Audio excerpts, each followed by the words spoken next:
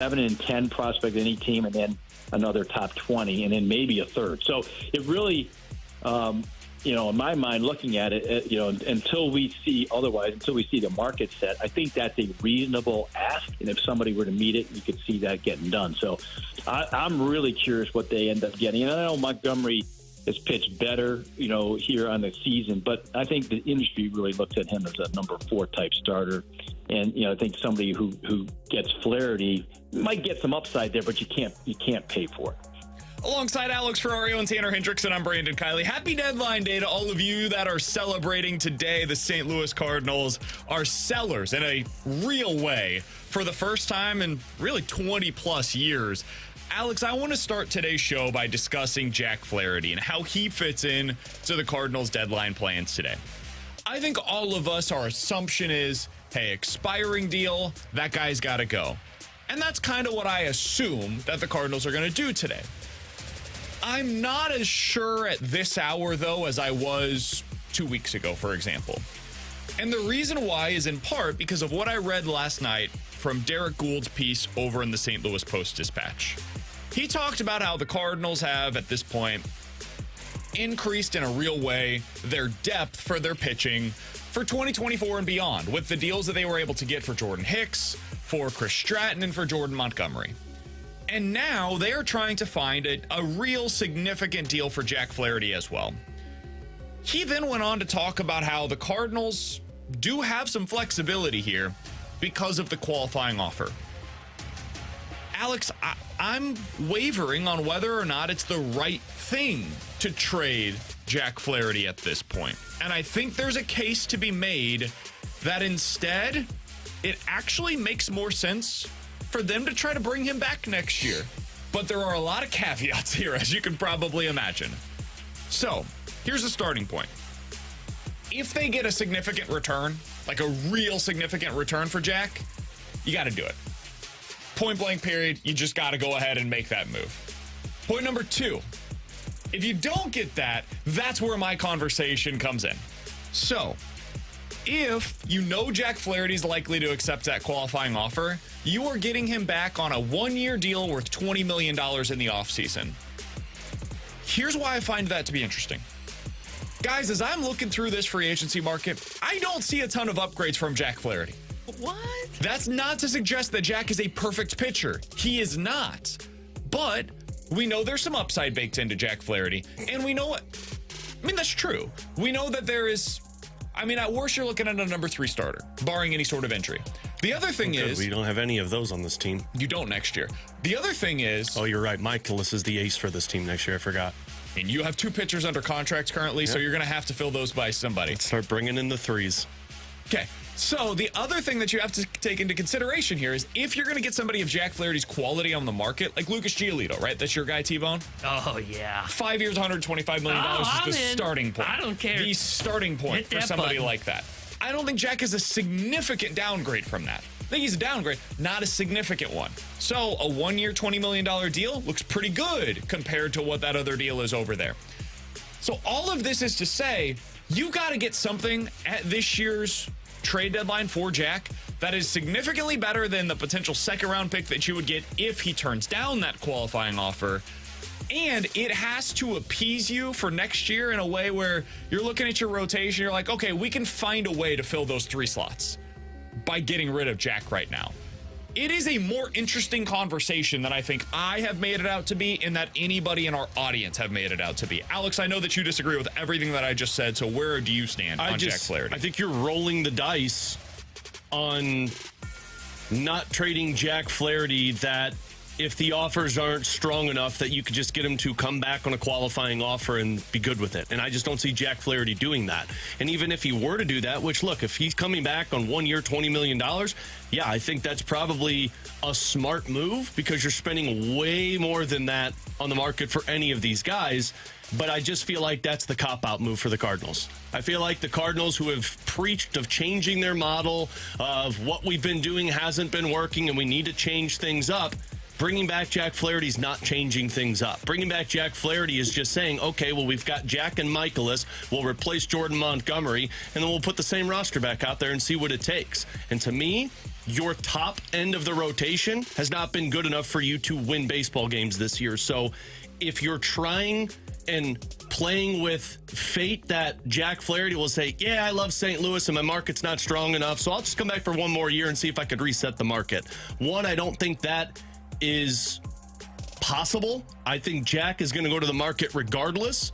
And two, I think that's just going to let the Cardinals say, now we just need to get somebody who could be a 3 with some 2 upside and we'll be good to go next year. And I think that's a bad move for the Cardinals because you're just bringing back the same team.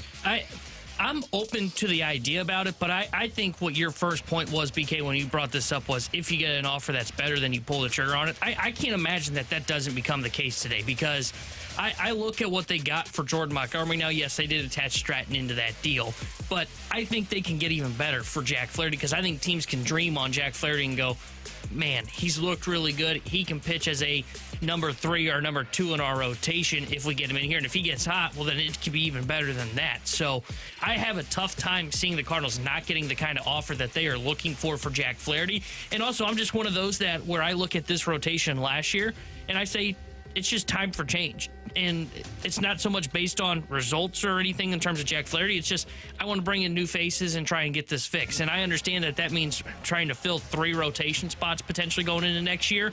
I'm still open to it because I just think they need some kind of change in the rotation. Again, I can get on board with Jack Flaherty on a 1-year, $20 million deal because there's not a lot in terms of what you could be missing out on if he decides to accept the qualifying offer. I mean, worst case scenario, you get Jack Flaherty of old, he deals with injuries, and it's just a 1-year deal and he's off the books. Best case scenario, I mean, you're talking about a guy that pitches to that value and can slot in as a number 3. But I just find it hard to believe that they can't get something to where they say, nah, this isn't better than a second-round pick if we lose him on the QO. And if you're worried about not getting something that justifies trading Jack Flaherty, then package other pieces with Jack Flaherty to get a better return.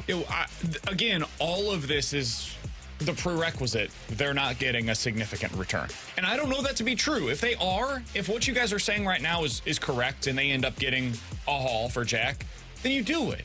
And none of what I just said previously matters because you get the big return and you say, you know, we can have these conversations again in the offseason and maybe we bring Jack back, maybe we go to the market, whatever. But I do find it to be a little bit more of an interesting conversation than just forget it, Jack stinks, go ahead and send him to the highest bidder and we move on from there, right? And the reason why is because I think, guys, when I look at this free agent market, and I know there's some good pitchers available, like I think Sonny Gray's a really good fit for the Cardinals this offseason.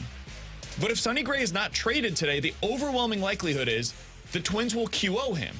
And what I mean by that, the QO, by the way, is a qualifying offer. What that means is that the Cardinals would then have to give up their second-round pick the way that they did last year in the Wilson Contreras signing. And if they sign multiple of those guys, which they almost certainly would have to because they need multiple pitchers and they need multiple good pitchers, you're not only giving up your second-round pick, you would also be then giving up your third-round pick as well. You start running into the same issue that we saw after the 2020 draft where they only had 5 picks, and you start depleting some of your system. And oh, by the way, they're doing this in a year where they're going to have a high draft pick. They're no longer picking in the 20s this upcoming season. They're going to be picking in the top 10, most likely. So you're giving up a significant draft piece for Sonny Gray? Do you really want to do that? I like Sonny Gray. Do I want to give up a top 50 pick for the right to sign Sonny Gray? Not really. Honestly, I don't. So that's where things get really interesting is, okay, if I could alleviate that concern by instead of signing Sonny Gray, bringing back Jack Flaherty, I could see how that ends up helping you out, especially because I'm not only signing Jack Flaherty, but I'm signing him to the same contract for 1 year instead of 3 that I would have to get Sonny Gray. And I'm keeping that second-round pick. So it's really about, okay, so I get Jack Flaherty and a second-round pick and future year flexibility for my payroll instead of signing Sonny Gray. Man, that doesn't sound so bad, honestly. And then on top of all of that, Alex, you said if you're bringing Jack back, you're really just bringing back the same team. Not sure I agree because Waino's gone. You don't have the same concerns, hopefully. It would have to also make other upgrades in this rotation about the back end. Guys, one of the biggest issues for the Cardinals this year has been they haven't really had a 4 or 5 starter all season long. If they had Monty, Matt pitching like he is right now, Michaelis and Flaherty, and then had a solidified number 5 starter, we'd feel okay about this rotation right now. The problem has been they never had that. Matt's got off to a horrendous start. Michaelis got off to a horrendous start, and the bullpen has been awful. if they brought back Matz, Michaelis, Flaherty, upgraded the other two spots in their rotation, let's say it's Quintana type, and then one of the other guys, Cobb, Paxton, whoever. And now you go out there and you make serious upgrades to your bullpen because you have that payroll flexibility that we've been talking about. Maybe you make some trades for some bullpen arms. You can talk yourself into it. It's not perfect, but there is no likely scenario this offseason where you go into next year saying to yourself, Cardinals are back. You're probably going to feel similar about the rotation next year that you did about it this year. Unless they're aggressive and do something that they've done that they haven't done before in terms of make an aggressive trade or spend money on a different name. Let's go down that path then, okay? So you're trying to upgrade from Montgomery and Jack now, going into this offseason. Who are the realistic pitchers that are available that you think do that? In terms of free agency or trades? Let's go free agency first. Because trade it gets difficult because we don't know what the other teams, mine's their paths are. Mine's Aaron Nola and Lucas Giolito. Are we sure Aaron Nola's an upgrade? I believe so. I know that it sounds crazy to say that right now, but if you just look at what they've done this year, really over the last 2 years, Jordan Montgomery's been a better pitcher than Aaron Nola. Point blank period. He's been a better pitcher at Major League Baseball than Aaron Nola has. So are we sure he's going to be an upgrade? Yeah, because I go beyond those 2 years, and it's consistent. And you know what you're getting from Aaron Nola, and he has been one of the top guys for Philadelphia with Zach Wheeler consistently. Can I make that argument for Jordan Montgomery? I have seen kind of what he's been over the last 3 years, where it's been 3.8, 3.4, 3.4 ERA each of those 3 seasons.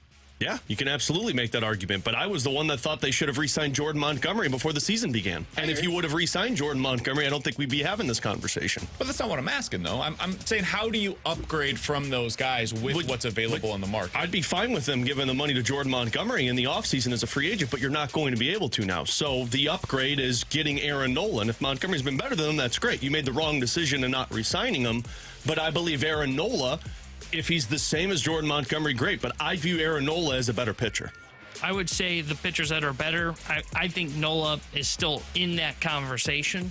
I think it can be kind of either tie or you think he's better. I think Snell's in that conversation, Urias in that conversation, Giolito in that conversation, Ohtani in that conversation, Gray in that conversation.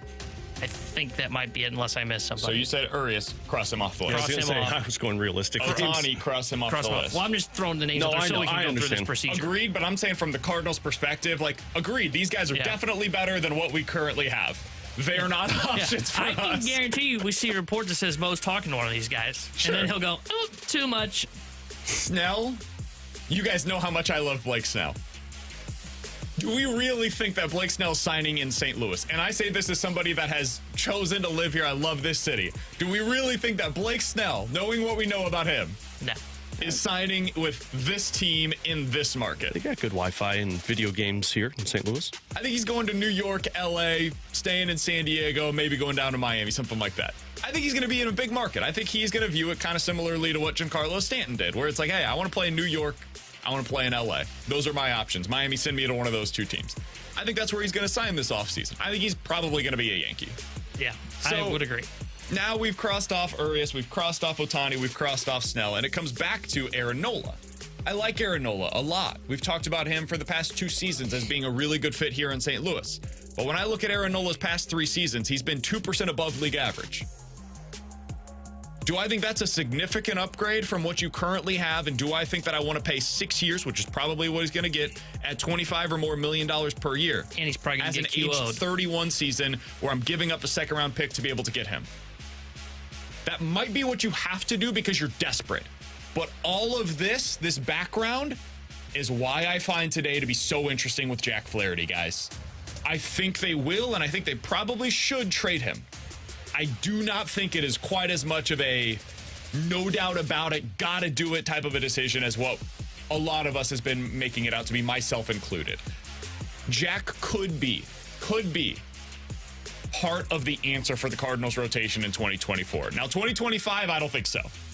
But if you think there's any chance of him signing that QO this offseason, I think you at least have to consider it, and you take that into account as you're looking at what the packages are in return for him today. And I will say this, I think if you're Mo today, you're also, not only are you trying to, I would hope, trying to acquire a cost-control pitcher at this deadline, I think you're also gauging other teams to see, hey, are you listening on this player? Okay, if not now, what about in the offseason? Yeah, Because Logan that's Gilbert. You're starting the groundwork now for the offseason because like right now it is tough to say, okay, we can only really look at free agency and say who is better than Jack and Monty. I think by the end of the deadline, Mo's going to have an idea of names that could potentially be via the trade market this offseason and then throw them onto the big board as well to weigh that option. 314-399-9646 is the Air Comfort Service text line. This one comes from the 314. Guys, apparently Mo paid BK today. Good Lord. Still need an ace for the Cardinals. I agree. None of this fixes their problem. None of it does. It just patches it up for a little while. You're getting paid by Mo? The Titanic's sinking. Someone just stick something in it. It'll be fun. We'll keep it afloat. Guys, this has been the problem all along. Gorilla tape. I've never felt like the Cardinals were likely to get an ace. They need to get a legit front-end starter. That doesn't mean an ace, but a front-end starter. The likelihood of them actually being able to go out there and get one, though, is where it gets really, really tough. He's Alex Ferrario. That's Tanner Hendrickson. I'm Brandon Kiley. We'll keep you guys updated with any of the moves that take place as they happen today here on 101 ESPN. We'll be with you until 2 o'clock. Fastlane takes over from 2 to 6. Me and T-Bone are going down to the ballpark to get comments from the Cardinals as the trade deadline takes place this afternoon. Coming up next, the team that we have talked about for 2 years as a potential pitching team of interest for the Cardinals, they're back in the news with the Cardinals. Talk about them next here on 101 ESPN.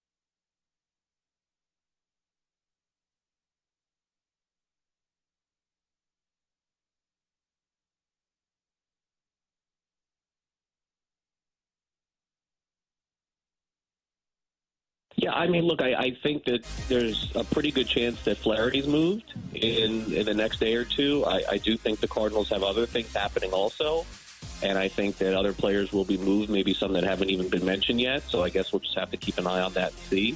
But it does feel like they're going to be one of the more teams in sort of reconfiguring what their team looks like for next season. That yesterday was Craig Mish on with the morning show talking about what the Cardinals' plans are at this year's trade deadline. Alongside Alex Ferrario and Tanner Hendrickson, I'm Brandon Kiley. So Craig Mish covers, of course, the Miami Marlins down in South Beach. Alex, earlier today, John Morosi, our friend of MLB Network, tweeted out the following. The Marlins and the Cardinals are potential trade partners at this year's trade deadline. Miami's general manager would like to add offense. Marlins manager Skip Schumacher has a close knowledge of the available bats in St. Louis. The Cardinals are also well aware of Miami's prospect pool from sharing the complex down at spring training. Alex, the Marlins have a lot of pitching, both at the major league level and down at the prospect level. It's kind of similar to what we've been talking about with the Mariners, but a little less established. The Mariners guys are like, you have a pretty good idea of what these pitchers are going to be and what they are. The Marlins pitchers are more, you're hoping for projection here. You hope that you're able to extract the best potential possible in 2024. When I look at what they have available down in the minor league level right now, you've got some of these guys are right at the cusp of being legit major leaguers. Others are a little bit further away, and it's just a matter of kind of what you value in their system. Alex, do you think that the Marlins continue to make sense for the Cardinals as a trade partner? Yeah, I do. I think the Mariners are the hot topic when it comes to the Cardinals because you've got more proven commodities, whereas the Marlins, Yuri Perez isn't getting traded. Yeah. Edward Cabrera would be the intriguing one. Jesus Luzardo, that's the major league. But then you get to the prospect level. To me, the Marlins make sense because of what Morosi mentioned, where you've got familiarity on both sides. What Al Avila told us earlier in the week, like if somebody else knows your prospects better than you, you're not doing your job right.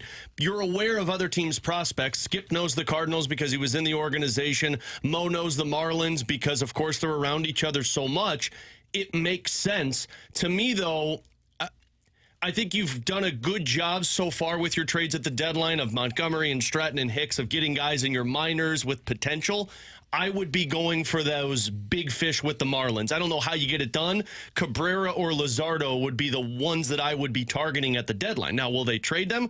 Who knows? But that might be more of a reason for me to up the ante if I can't get guys away from the Mariners. Luzardo's going to cost you a lot. Yeah. Like if you're talking Luzardo, we're talking about Gilbert type of packages. Like you're, and I would imagine if you're talking plus, if you're talking Cabrera, you're talking the Woos or the things like that were in the Mariner system. Yeah, I think same thing for Garrett, by the way. Braxton Garrett is another arm that I would keep in mind there. He's kind of more he's kind of the midpoint between Cabrera and Luzardo is where Garrett. But those are the ones that I would be looking at, and I know you're talking about Max Meyer, their top prospect. Like that is my threshold of guys I'd be targeting from the Marlins. I don't know if I'm going any lower than that. Yeah, I think they're a team that kind of matches up because they're looking for bats, and they've got this just quality of pitching that's in their system to where I could see the Cardinals try and send them something. I mean, I think DeJong could be a guy that you could package with something to send to Miami. I think Carlson's name we've heard thrown around. And even if it is just let's get a guy that's a change of scenery, I could see where they do the Trevor Rogers for Carlson kind of swap just to try and get a change of scenery for both players. But I do think Miami kind of matches up for the St. Louis Cardinals in terms of they've got pitching prospects that you should still be targeting. I don't think you should be done with your pitching. I think you need more of that in your system. So I think you could see where Miami could match up. I just don't know what Miami wants to target from the Cardinals to where they're willing to give that up. I don't know how much interest they have in Jack Flaherty. I think they might have some. I don't know how much interest they have in a Paul DeJong. I think he makes sense because they just need offensive talent on their roster. But I think this is a team that you could look at to where I think you could package a pretty significant haul to send to Miami. I think you could package a bat, a starter, and Jack, and even a bullpen arm to send their way. And as we've said, Skip's very familiar with these pieces, so it'd be easy to see where Skip could say, no, I really liked having Giovanni Gallegos in St. Louis. I really liked having Carlson in my lineup here in St. Louis. I really liked it when Jack, though I didn't get to see much of Jack, I can see the upside in Jack Flaherty. So I could see where Miami decides to package some prospects, maybe even some potential big league assets, and send it your way to try and get a package in return. So let's assume the Marlins say, we're not trading for a major league rotation. We like what we have available to us. They do what the Mariners have done, which is make it clear to everybody, hey, if you guys want to do business with us, we're more than happy to talk about our minor league prospects. We do not want to trade from our major league rotation because that's what's made us great. I mean, we talked to Skip Schumacher a couple of weeks ago now, and he said, hey, I have been super impressed with our rotation, and it's why we're contending right now. And they're right in the mix of things when it comes to the wild card in the National League. So maybe they do say, you know what, take a look at our minor league prospects. Alex, is that something that you're open to? Because I know that you said, hey, they got pitching. Maybe it's time to look more at the major league level. These guys that are in the minor league system for the Marlins are not too far off. And the other thing that I like about them, they're higher upside than anything you were able to get in either of those other two packages. So like Jake Eater, he's a guy that has the scales for minor league prospects is 20 to 80. So keep that in mind whenever I'm saying these things, right? 80 is unbelievable. It is reserved for like Alex Rodriguez is one of the only players to ever get 80s across the board for scouts. If you got 70, it means you're amazing at that specific pitch.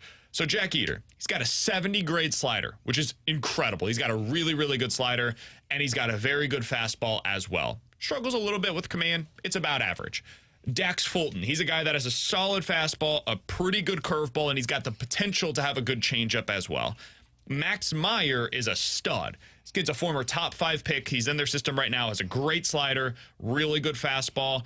Struggles with command a bit right now, but they're hoping that it gets a little bit better. And if it does, he's a guy to watch out for. He's 23 years old in AAA right now. He has already had a cup of coffee at the major league level.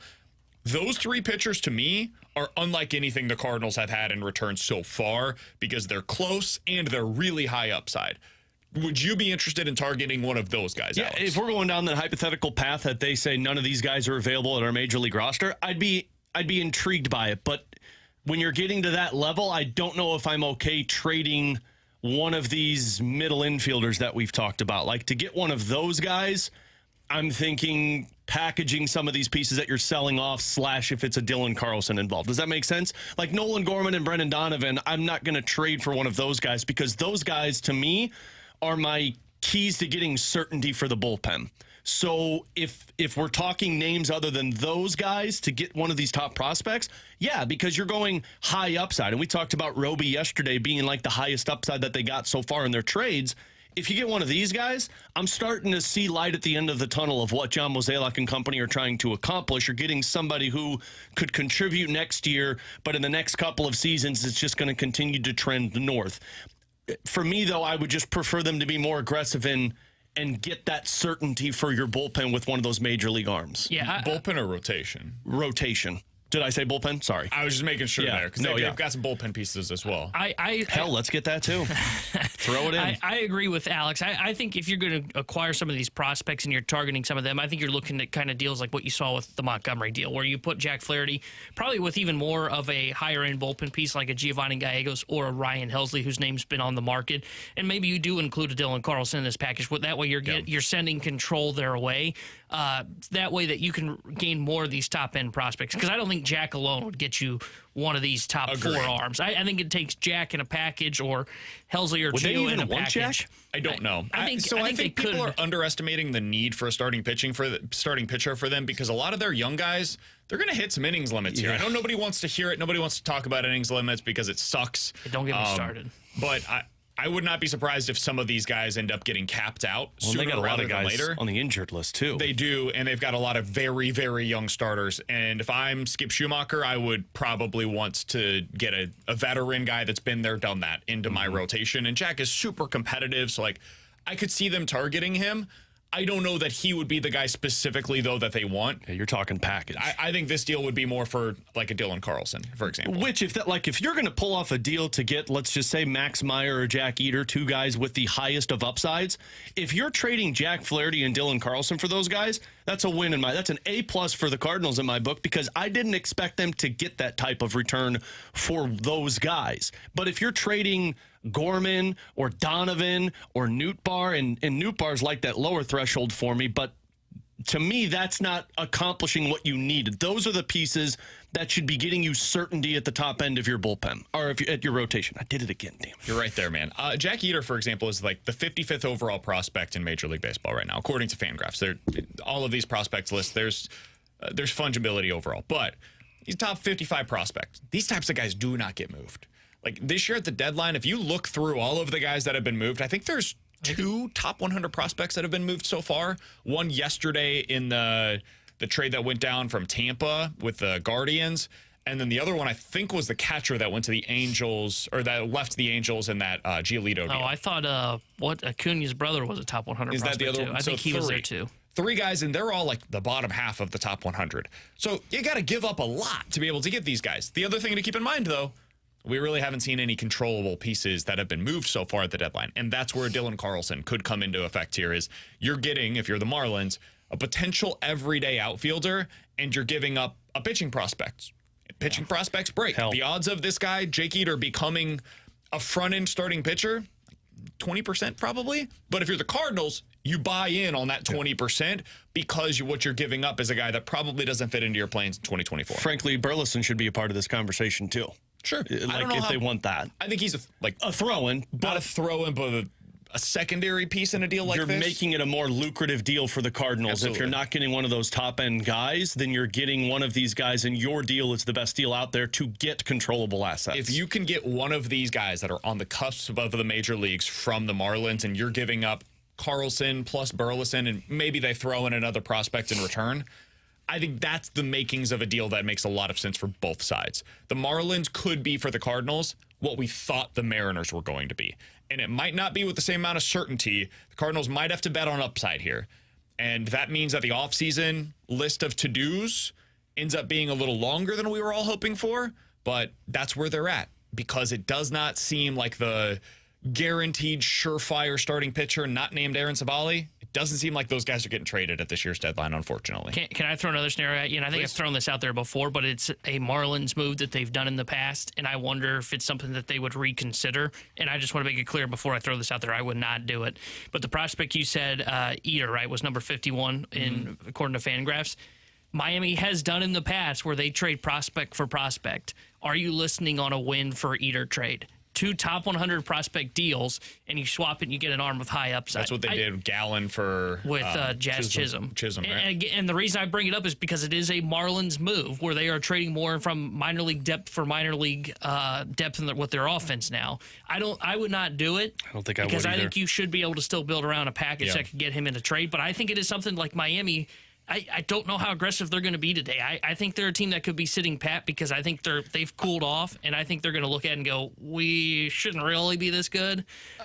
So I wonder if they would consider something like that. I think they're a team that if you can't get something done today by 5, you put a bookmark in it and you say, let's talk in the offseason. Them and the Mariners, to me, are teams that if you don't get it done today, you call up in the offseason and say, have you had a change of heart?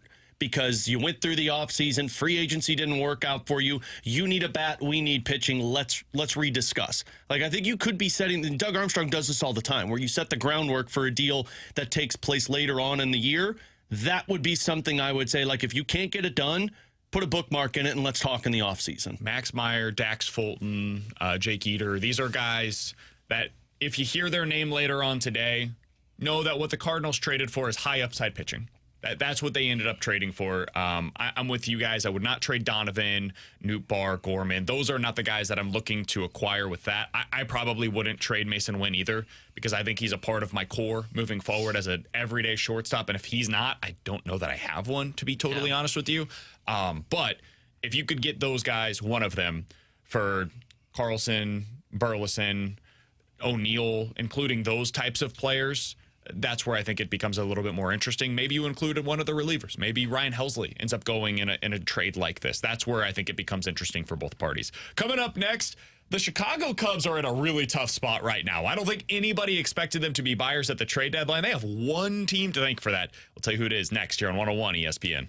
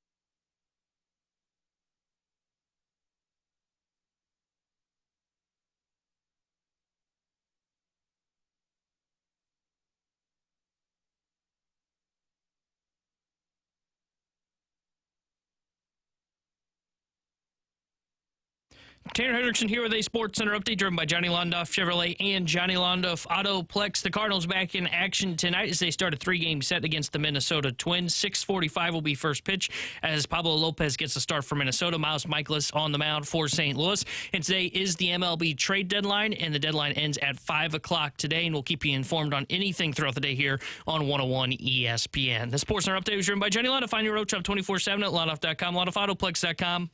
Are you kidding me?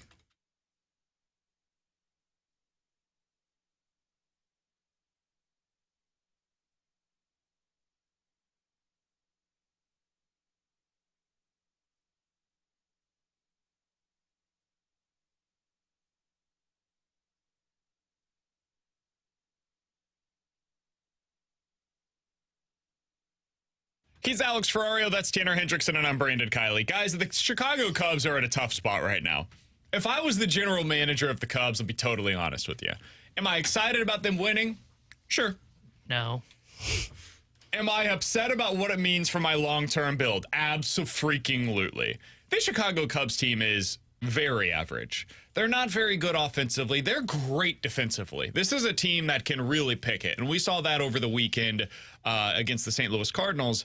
But the pitching's just solid, and I don't think that this is a team that's going to win anything meaningful.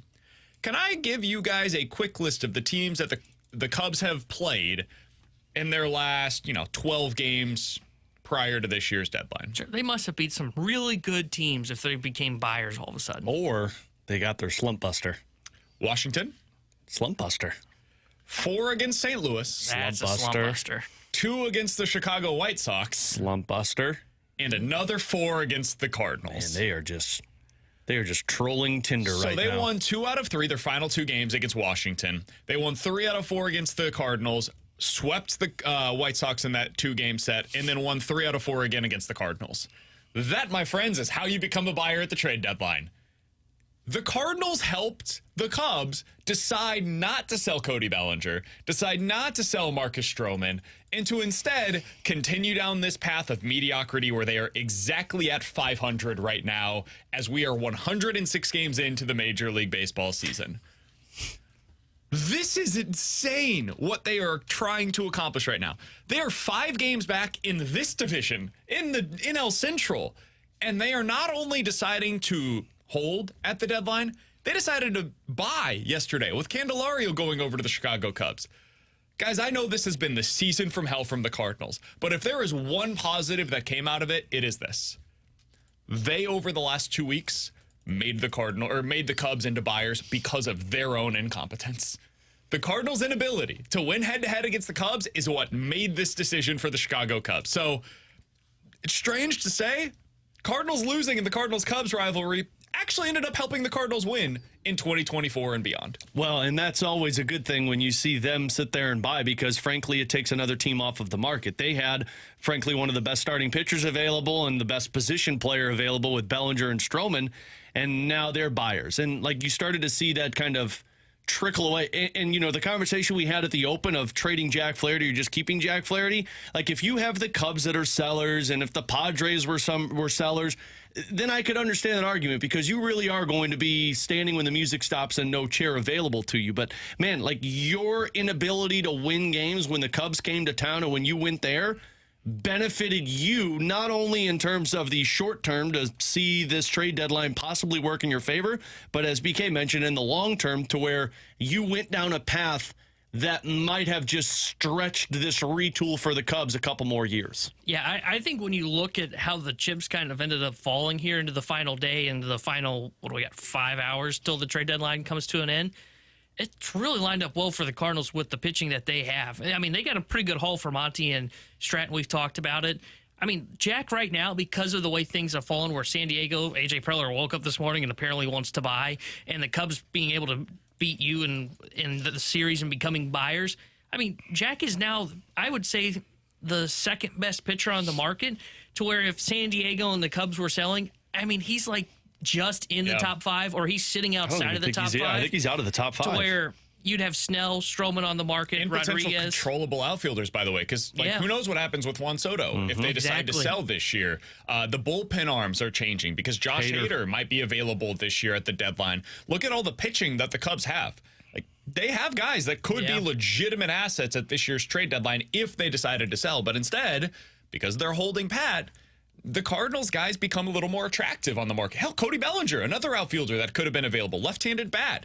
It changed a lot for the Cardinals, for the Cubs, and the Padres to not sell this year. I mean, just look at like the reports coming out of, I think it was New York today, where it was Bellinger was probably going to be the Yankees' #1 target. Yep. And now their pivot might be Carlson. And I'm not saying they're going to have to give up more for Carlson than Bellinger, but they're still going to have to give up a pretty good haul. And that haul now, instead of going to Chicago, now comes here to St. Louis if they have that much interest in Dylan Carlson. So the Cardinals losing to the Cubs was a good thing because it pushed them into buy mode, but also just the chips around Major League Baseball have really come down in the right way for the St. Louis Cardinals, because even the White Sox, though they are sellers, they've decided to hold on to a lot of their controllable pieces. So things are looking really good for the Cardinals, and that's why though I can understand the logic of keeping Jack Flaherty, I would think it's going to be tough not to have an offer that blows the Cardinals away, because there's probably will be a bidding war on the losers of the Justin Verlander and Eduardo Rodriguez sweepstakes today. And that's why I don't know if you can miss out on a trade deadline opportunity like this, because it is rare to have so little sellers at a trade deadline. For sure. When the Cardinals have, and it's not just Jack Flaherty,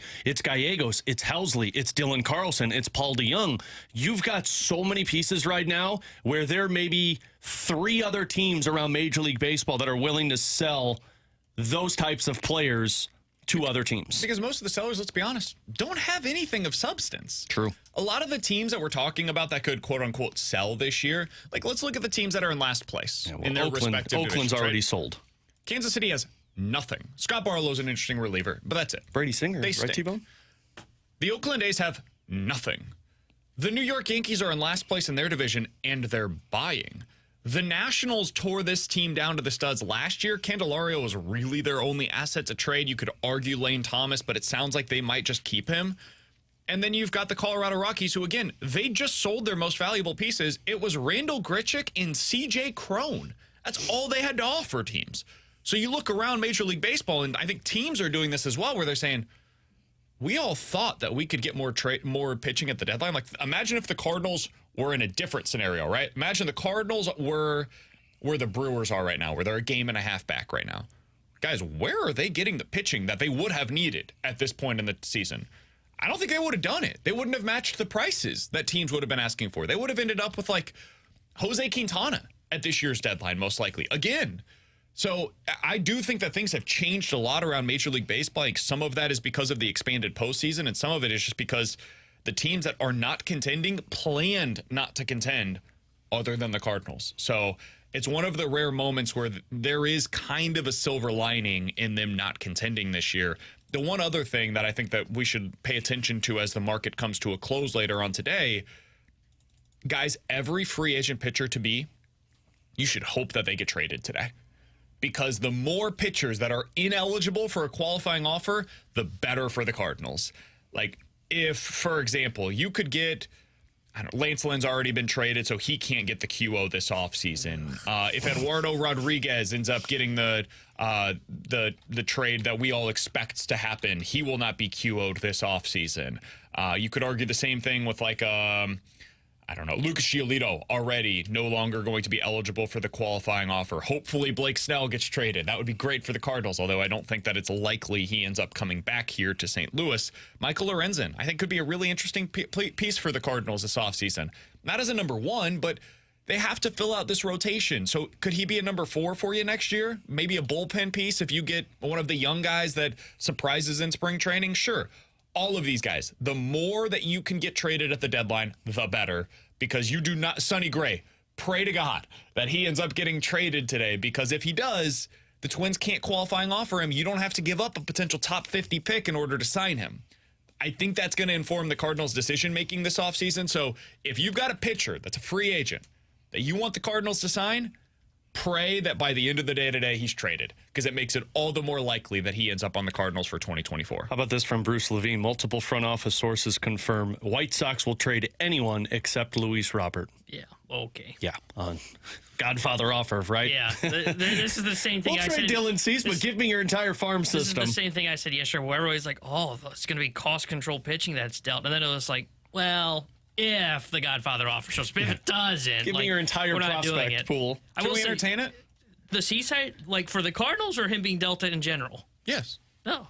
Sure, Can I we'll get, entertain Can it. I get Luis Robert? Well, no. They just said that he's the one but that's not. Come on. It's everybody. Come on. What is your best offer that you're willing to give for Dylan Cease? Let me ask this another way. They ask you for Jordan Walker. No. Okay. What is the best trade chip you're willing to give up in a Dylan Cease trade? Probably Donovan. I don't think I'd give up Gorman. Yeah, for I don't think I would do Gorman. Really? I think Cease has really I think his values come down with this season.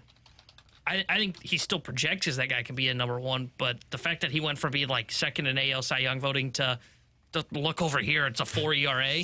Over here. Yeah, it's a little concerning to where I wouldn't give Gorman His up. numbers are going the complete opposite direction you want in terms of a trade. The underlying numbers are good. I've heard that before. Look, just because the engine purrs doesn't mean my car could get me there. Is that the future ERA? That's actually really good. Well said, sir. You'd give up Donovan? I'd give up Donovan. Yeah, I think I would. Yeah. I would consider Newt, depending on what else you want around him. Yes, I don't think I'd do both if that's what you're asking. I think Gorman's my cutoff. Donovan, I'd go Donovan. Edman. Donovan. I don't know how much interest they'd have in Edmund. They might. They're probably trading. What's his Anderson. face? Tim Anderson. Tim Anderson got his first home run of the season a week ago. Hey, good for him. Let's get Tim Anderson. I would go Donovan. I would probably throw in a pitching prospect like McGreevy and Burleson, and it's probably going to take something else. You know what, to really make this offer happen, because I think you're acquiring Cease, so you're saying he's your number one. I think I would throw Hints in the deal. That's what I was going to ask you. Would you consider including? If you are acquiring an ace, Tinkins should be a guy that you look at putting on the trade board. When does he need to get paid, though? Cease? Yeah. He's got 2 more years of club control, I think. Yeah. I mean, he's going to get paid in arbitration no matter what, because he's going to have that huge spike thanks to his Cy Young caliber year, I should say. Shots fired. Yeah, well, He's got 2 years of club control remaining, 28 and 29 seasons. yeah. I would put That's Hints a game in the, changer. I think if you offered Donovan, Hints, and like Burleson, I think you get the deal done. I don't even know if you have to throw Burley in that. I would not want to include Hints. Hints is like maybe a top 5 pitching prospect in all of Major League Baseball. But right they now. say you got to throw in a pitching prospect to get a guy that's might shown have to he do can it. do it. Give him Might have to do it. TK Roby. Again, Tinkins may be a top 5 pitching prospect, but you know what that means? Checks notes, nothing, because he may not make it to the major Totally fair. leagues. He could be the next Alex Reyes. Or he could be the next Pedro Martinez. It could be. It's unlikely. But unlike you, I look at the floor than the ceiling. 4 is the ceiling. 399-9646 is the Air Comfort Service text line. Coming up next, let's get to questions and answers here on 101 ESPN.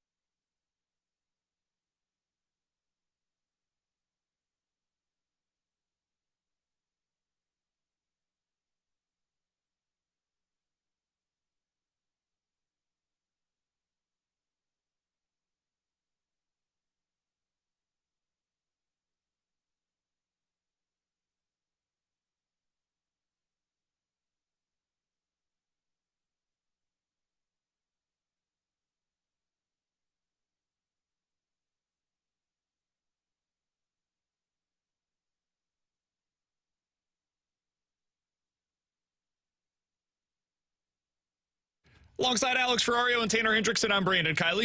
314-399-9646 is the Air Comfort Service text line for questions and answers. Let's get to this from the 314. Guys, would you trade Nolan Gorman to L.A. for Dustin May or Walker Buehler? Then you get pitching back, and you don't have to give up as many of the young bats. I would not. I do not want to take back a guy that is super hurt with only 1 year of club control remaining in Walker Buehler. Dustin May is a little bit more interesting, but he hurt too. He's been hurt like the last 2 years. He's got more club control. Hasn't he been out for like 2 years though? Yeah, I mean pitchers in general, it's just, odds are they're probably going to get hurt. Dustin May's super talented. He's pitched like 100 innings in his major league career, which is not ideal. He's been up in the big leagues for 5 innings years. in his last 3 years. Yeah. He's really good when he's up. He's just not up very often. Yeah, I would I'm not out on that. Now, if you want to talk a lesser prospect for one of those guys, let's have a conversation. In the last 4 seasons, Dustin May has made 30 starts. 4 full seasons, 30 starts for Dustin May combined. No wonder his ERA is super low.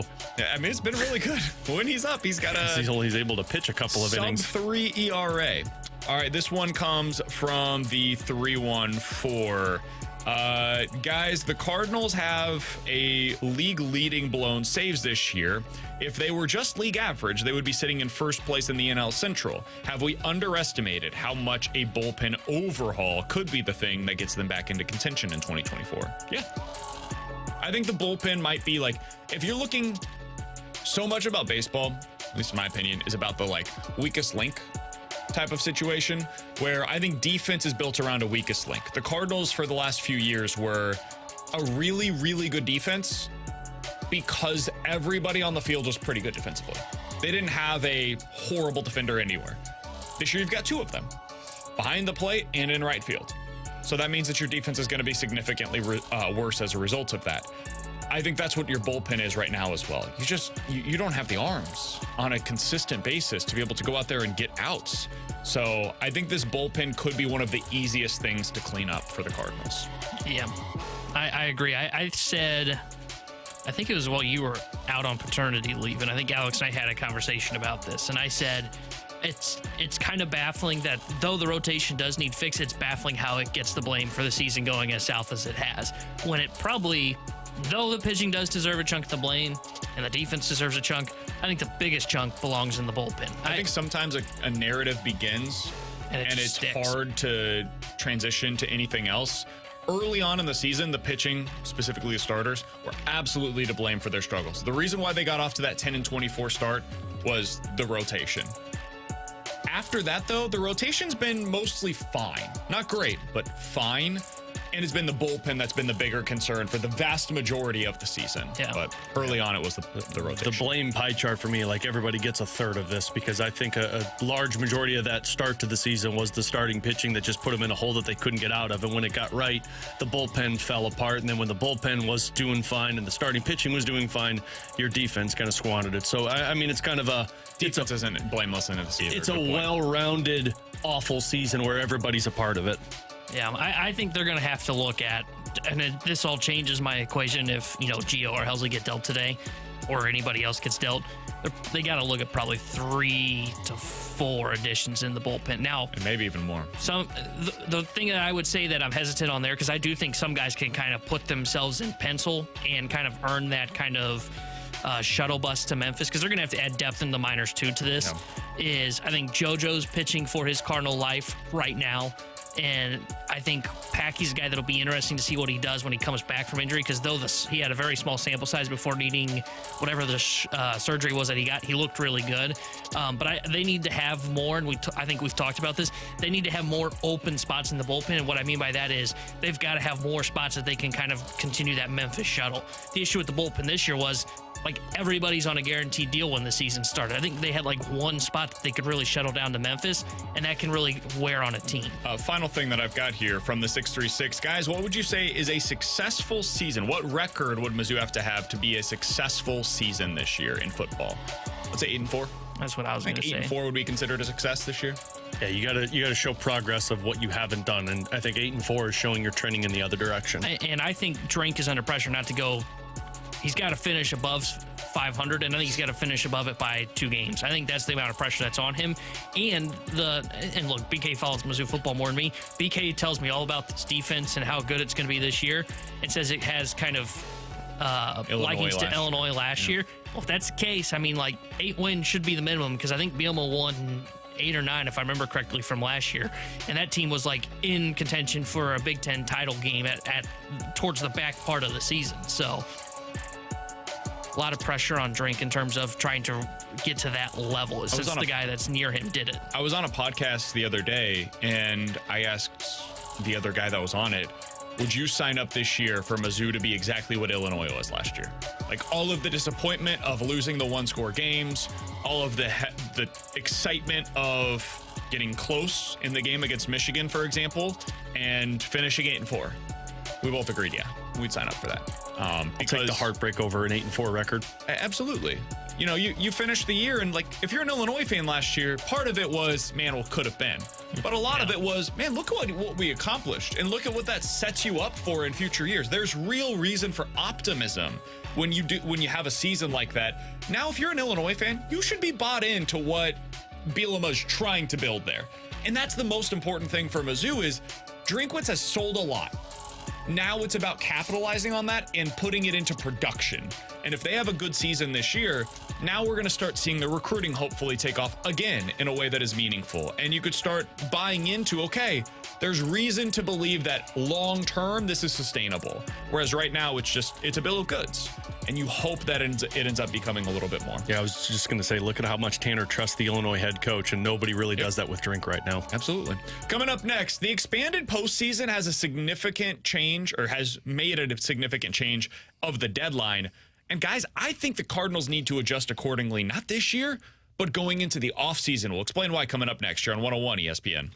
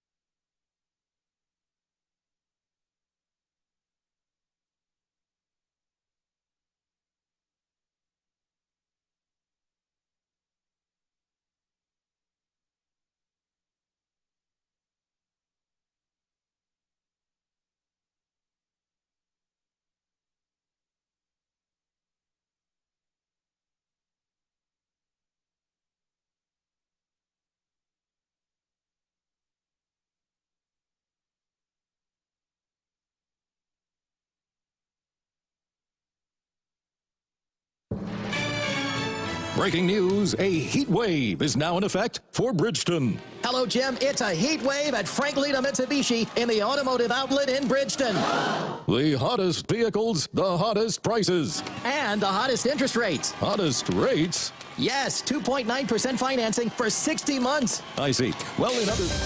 More breaking news. Every vehicle, 0 down. At Frank Lita Automotive Outlet. Ma'am, you look happy. I am. I just got a lifetime warranty. Lifetime? Yes, lifetime warranty. No charge.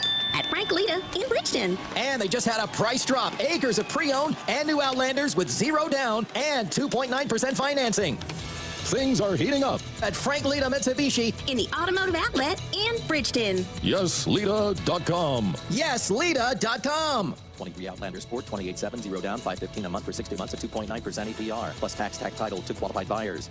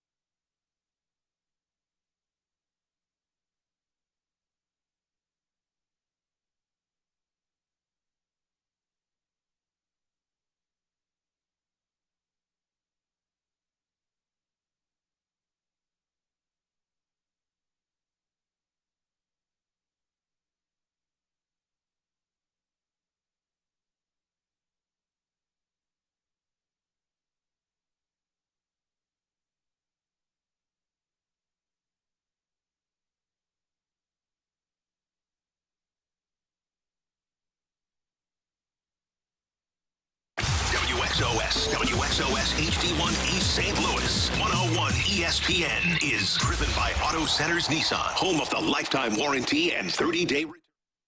They are St. Louis. It's BK and Ferrario, live from the Car Shield studio on 101 ESPN.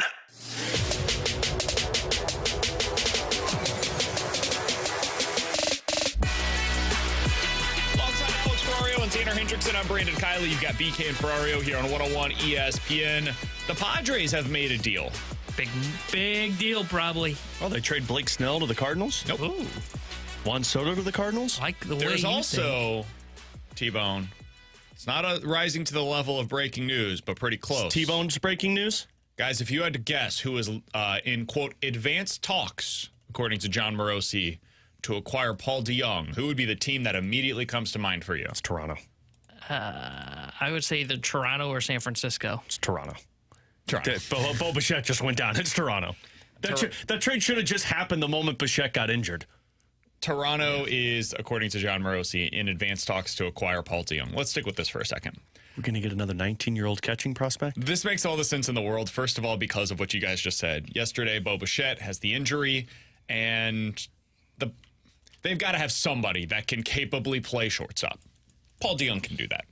The other reason why I think this one makes a lot of sense is because the Cardinals know the Blue Jay system already. Yeah, they had to go through it for the Hit Assist Cabrera deal. Then they had to go through it for the Jordan Hicks deal. And now they're going through it once again for Paul DeJong. What do you guys want to get for Paul DeJong? Bullpen arm.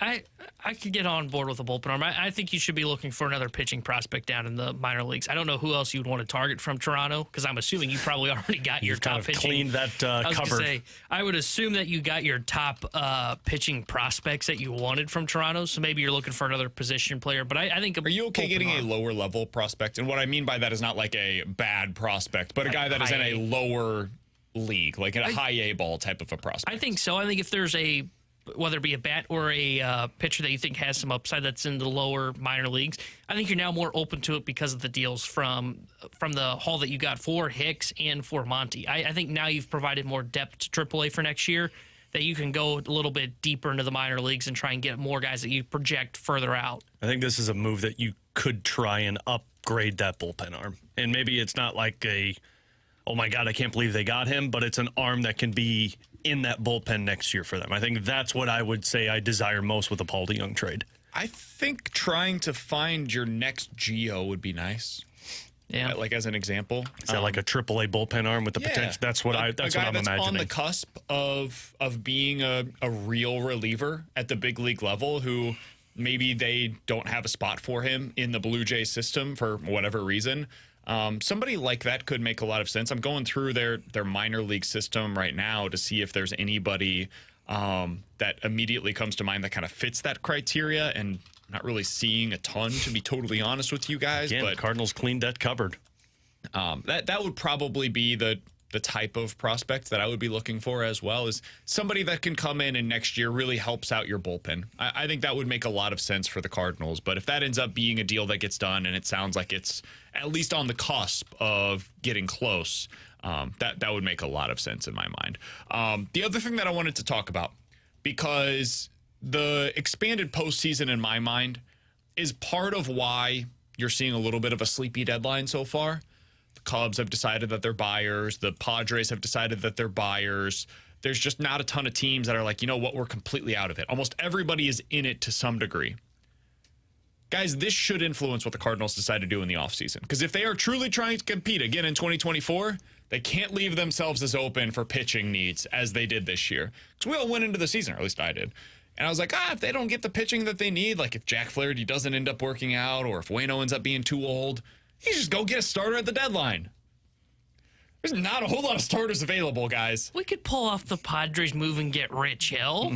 We know they would have. Look, there's got to be another Cardinals on the market next year. But in all seriousness, like, you can't leave yourself short. And I think this is part of what Mo has learned with the minor moves that he's made so far. They cannot leave them short with depth in terms of their starting rotation or the bullpen next year going into the season. You've got to make sure you're covered for depth going into the year, because otherwise, man, these prices are pretty exorbitant with what we've seen so far.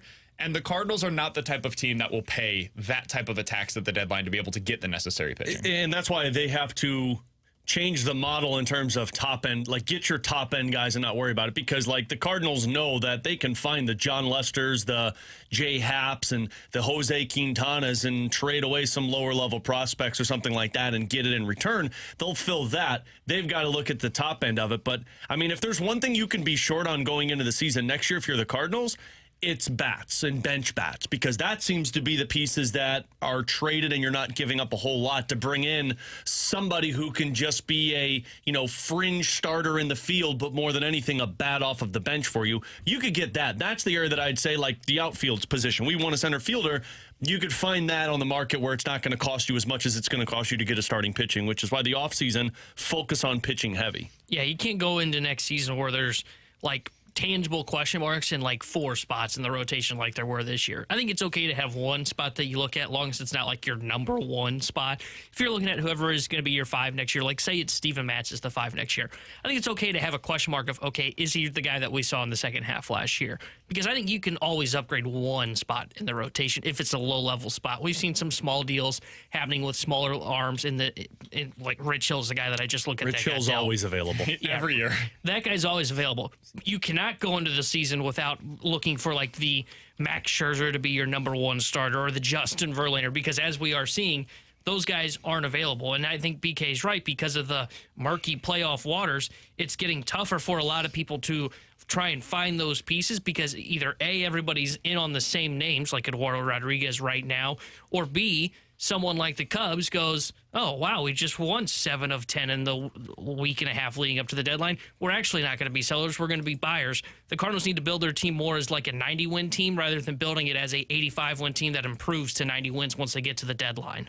So I've got a couple arms that could be of interest for the Cardinals from the Blue Jays. I don't know if they'll actually be interested in these guys, but maybe worth looking into. Okay. One of them is a former catcher. His name's Hagen Danner. He was a second-round pick in 2017.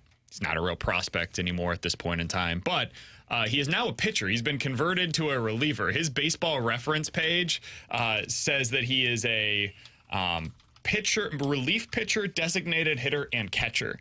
So far this year at AAA, he has a 3.8 ERA in 25 innings, and he's striking out about batter and a half per inning. So a little more than nine strikeouts per 9 innings. That's one guy that I would be interested in.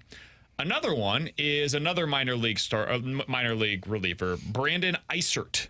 He is a 25-year-old left-handed reliever that strikes out 11 batters per 9 innings and has a 3 to 4 ERA over the last couple of years in AAA. He's thrown 48 innings this year through 60 innings last year. He's 25 years old. He is apparently stalled out at AAA for the Blue Jays. Those would be 2 guys, the types of quote-unquote prospects that you could probably get in return for a Paul DeJong. It's not high upside, but I think either of those guys could factor into the Cardinals bullpen next year, and it would make a lot of sense for them. So that's the type of return that I would probably be looking at for and that's what you're trying to do. You're going upside with somebody who could be a part of that bullpen next year. And frankly, I think with a Paul DeJong trade, that's a necessary return to try and do something with that bullpen, because you can replenish the system with other guys if you're still trading Jack Flaherty, one of these bullpen arms. But for a Paul DeJong, I think it would be a good return to just get somebody who's got some upside to be in that bullpen next year for you. So one other thing to keep in mind here, somebody tweeted this out a little bit ago. I think it's probably something that we should note as well. Credit to Paul DeJong, credit to Jordan Hicks, because there was a time 2 months ago where none of us thought either of them would have legitimate trade value at the deadline. Mm-hmm. And whether it's crediting those players, which I think we should do more of, or crediting the team for getting them back on track, good on them for extracting legitimate value for the Cardinals and for a team that is in the playoff race in the Toronto Blue Jays to see value in both players and say to themselves, you know what? We can win with these guys. Not in spite of them, but with these guys, because we are adding them to our team. That's pretty cool, man. That's a cool story in 2023. And what has been a crap season for a million different reasons, Jordan Hicks and Paul DeJong deserve a lot of credit. And while we're handing out flowers, props to John Mozeliak for not trading Paul DeJong on his birthday, because his birthday's tomorrow. Well, that would have been tough to do. Well, you never know. Maybe they could have agreed on it today and said, oh, we'll get it done tomorrow on his birthday. Mo likes to do that. He's ruthless. Paul DeJong's for sure going to have a moment in the playoffs. Right? Absolutely, he is. And we all everybody's know that. And everybody's going to be like, you should have kept him and opted in. You know what? I kind of hope he does, though. I really do. I hope, and I'm one of those that was very critical of Paul DeJong the last 2 years. We all were. I really hope he has a big moment in the playoffs. Well, it sets his market as a free agent, and you're going to go somewhere where you're going to get all of those opportunities. What would stink for Paul DeJong is you're good for them. I don't think Bo Bichette's coming back, but you're good for them, and then Bo Bichette returns, and you're designated to the bench. And it might happen, and that's fine. And he'll be like, you know what, that's totally cool. I was able to improve my value. Paul DeJong's going to be that guy that ends up kind of going around the big leagues for the next, 6 years. He's going to be a major league shortstop for somebody. He'll be a Matt Carpenter next year. He'll have all the power. Well, he'll be a guy that people just trust. Like, who is the guy that used to be with the Marlins? That's just like, put him there, he's gonna hit below league average and play totally fine shortstop defense. Like, there's guys like that all scattered across Major League Baseball. He's with the Dodgers this year. What's his face? Miguel Rojas? Rojas has been doing this forever, man. He was a Marlin? He was a Marlin. I think he was the dude that he hit a game walk-off and he took his shirt off. Yeah, took his jersey off. That was Dietrich. Derek Dietrich. He was the one that I took thought the it was shirt off. what's his face? Yeah, Rojas is 34 years old. He's been kicking around the big leagues for a decade, and he's every year. Here's his OPS plus by year: 92, 65, 98, 79, 90, 96, 73, 51. He's not a good hitter, but he plays totally adequate defense, and teams trust him. So you put him out there every day, and he keeps getting contracts from teams. He's making $1 million, or he's on a 2-year deal worth $11 million. Yeah, good for him. That's going to be Paul DeJong. Paul DeJong's future is Miguel Rojas. The way to go. A slightly better version. All right, coming up next, let's play a game of Better to Forget It. 314-399-9646 is the Air Comfort Service text line here on 101 ESPN.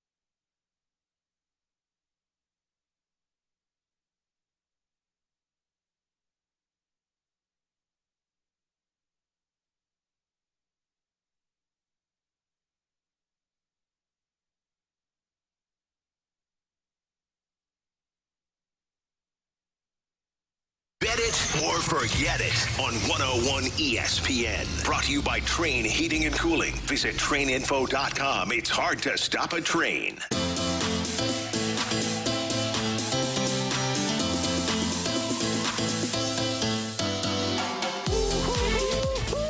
He's Alex Ferrario. That's Tanner Hendrickson, and I'm Brandon Kiley. 314-399-9646 is the Air Comfort Service X line for Bet It or Forget It. John Morosi has an update on the Paul DeJong deal. He says that the Cardinals are close to finalizing the trade that will send Paul DeJong to Toronto. So we will keep you updated if we see any news on that, of what the final return will be for Paul DeJong coming back, most likely from Toronto.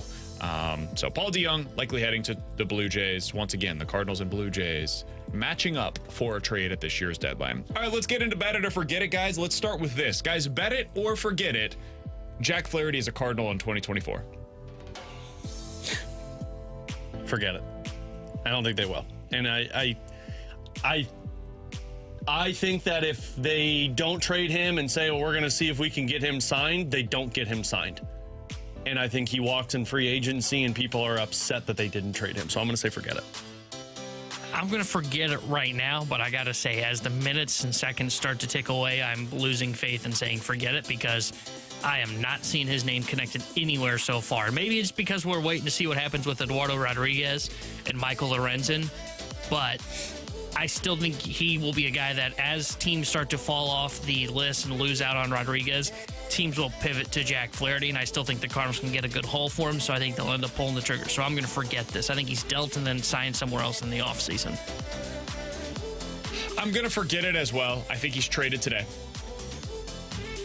But I don't think it would be the worst thing if he ends up back here. It cannot be on a long-term deal, though. If Jack Flaherty is back next year, it's on a one-year, $20 million deal because they put the qualifying offer on him and he accepted it. See, I would say if Jack Flaherty's back next year, it's on a multi-year deal. And that can't happen. That would be a problem, because then you picked Jack Flaherty over your alternatives on the market. And unless Jack Flaherty, and I don't see this happening in this case, I think his agent's going to know what the market looks like for him. The only way he ends back on a multi-year deal, I think, is if it's like $10 million a year. And Jack's not accepting that. He would just rather do a one-year deal where he tries to recoup his value next year.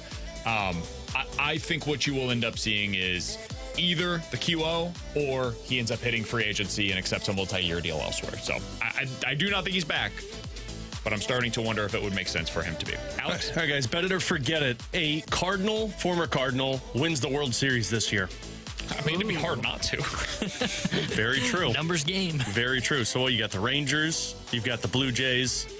Blue Jays got 3 former Cardinals, potentially. The Rays. Wherever Jack Flaherty goes. Rosarena. Oh, no, I'm sorry, at the trade deadline. At the trade deadline. Guys. I was like, buddy. No, former Cardinal. There are a lot of Cardinals out there. That's like living the Blues past 20 years. I'm going to forget it. Even though the numbers definitely favor the bet it.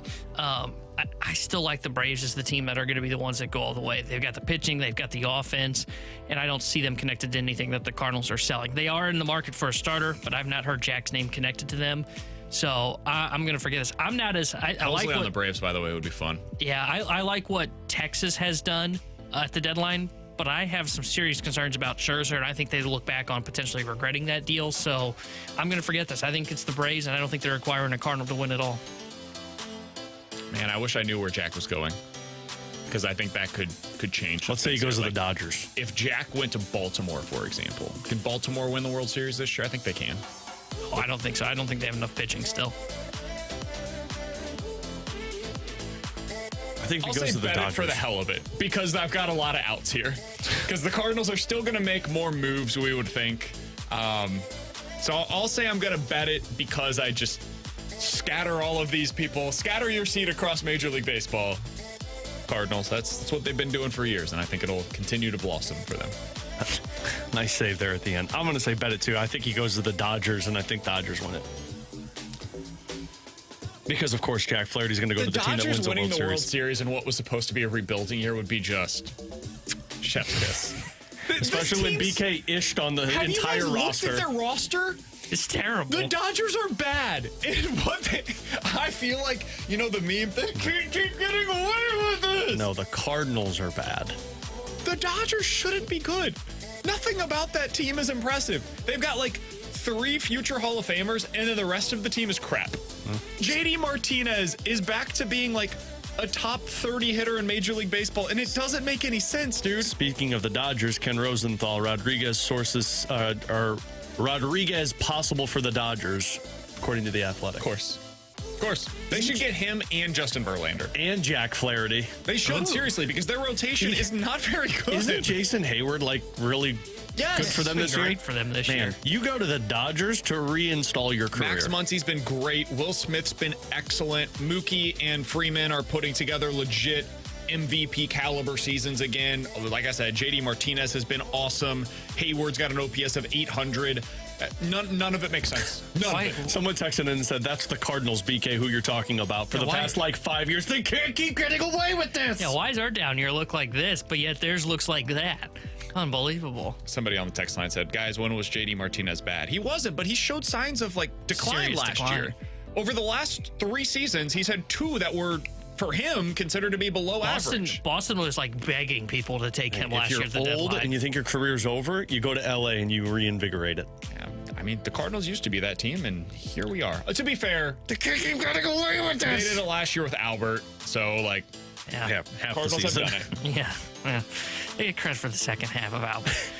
Bet it or forget it. If I set the over-under at 3.5 trades, you would take the over for the Cardinals today. Under. I would take the under. I think they're going to be less active than we expected. What do you think? 3, 2? I think they'll have a trade with Jack Flaherty and then maybe one other. Oh, DeJong, I guess, would be another. So, yeah, I feel pretty good taking the under because I think that leaves me the opportunity to have one other deal that we're maybe not anticipating currently. That's like a package with Carlson and Helsley. And I think Carlson's going to be a part of the package with a Flaherty, and that's why I would take the under. Yeah, I think I'm taking the under because even if I think they're separate trades, I don't know. Unless they're doing it, I can't even see this. DeJong, which is separate, as we right now assume, going to Toronto. Jack being separate, Helsley being separate, and Carlson being separate. But I think, as you guys said, somewhere in those 4 names, because I think those 4 guys are dealt, somewhere in those 4 names there's a package deal to be had. I just don't know where. I'm curious to see what they decide to do over the next, 4.5 hours away from the deadline. Jack's one, DeJong, and then maybe some bullpen arms. Carlson. Outfielders. It's not nearly as exciting as we were all hoping for it to be. We'll put it that way.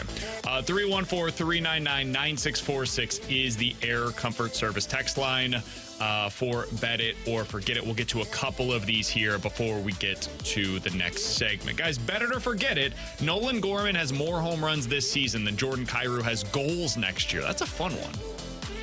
Gorman more homers than Kyrou has goals. Let me look at Gorman's how many has he got right now? How many goals Kyrou have last year?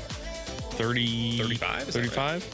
Nolan Gorman right now is on pace. 22 home runs in 95 games. Damn, he's having a good year, man. Nolan Gorman is on pace for 33 home runs this year. I'll say forget it.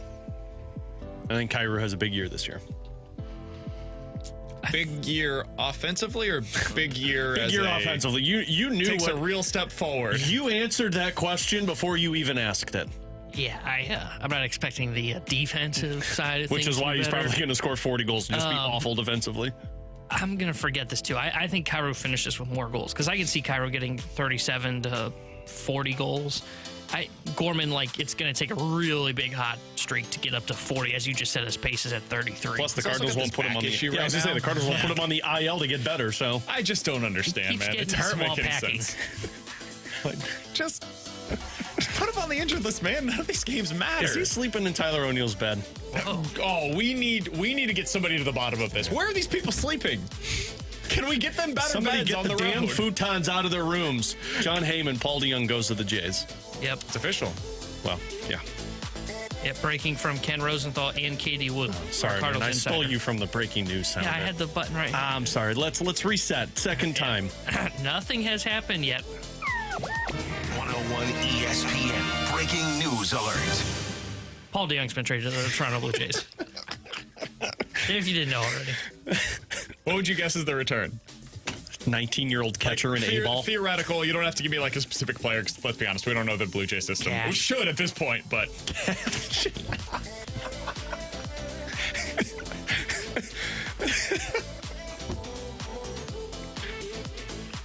I'm going to go it's a reliever. I think they're getting a reliever and probably like a low-level prospect they're taking a shot on. I hope they get a guy that projects to be in the Cardinals bullpen next year. That's my hope. Yeah, that's what I'd say. I'd say a bullpen arm for next year. If they get that, I'll feel good about this. What if they got If you cash? get anything How would other you than feel? cash, I'll feel good about this because that's what I thought they were going to get at the beginning of the season. Hopefully, we'll give you the return for Paul DeJong on the other side. And there is one bullpen arm, probably more than any other, that T-Bone wants to see traded from the Cardinals by the end of the day today. He'll tell you who that is next year on 101 ESPN. Coverage of 101 ESPN is presented by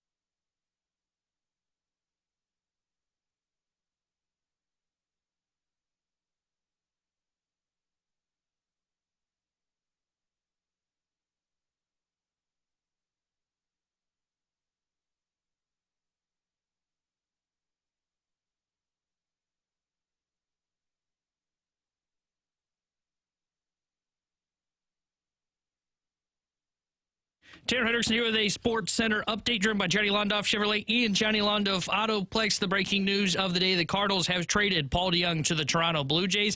And according to John Morosi, the Cardinals will be receiving right-handed pitcher Matt Savinson in the deal.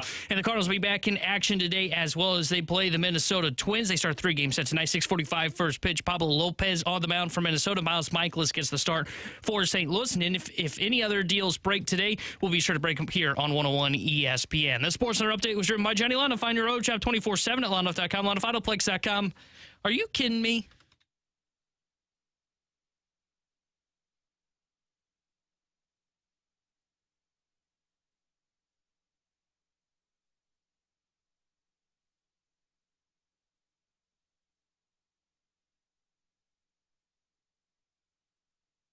Alongside Alex Ferrario and Tanner Hendrickson, I'm Brandon Kiley. It's BK and Ferrario here on 101 ESPN. T-Bone just gave you the update. We do know the return now for the St. Louis Cardinals. They are able to get a high A-ball reliever, Matt Savinson, for Paul DeJong in the trade that sent DeJong to the Toronto Blue Jays.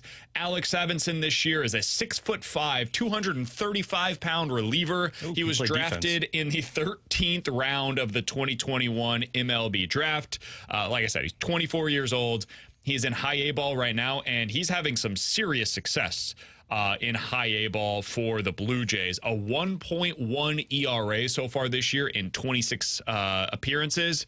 He's gone 32 innings and has a total of 39 strikeouts in those 32 innings. So I can't tell you what his stuff looks like because I'll be totally honest with you, there's not a whole lot of scouting reports out there available. Not a lot of scouts on A-ball pitchers, for a former 11th or 13th round pick by the Blue Jays who is in high A-ball and isn't a significant prospect right now, but that's what they were able to get in return for him. Alex, your thoughts? Good for them. I mean, look, it's an A-ball pitcher. It's somebody that I would imagine isn't pitching for the Cardinals next year unless something crazy happens.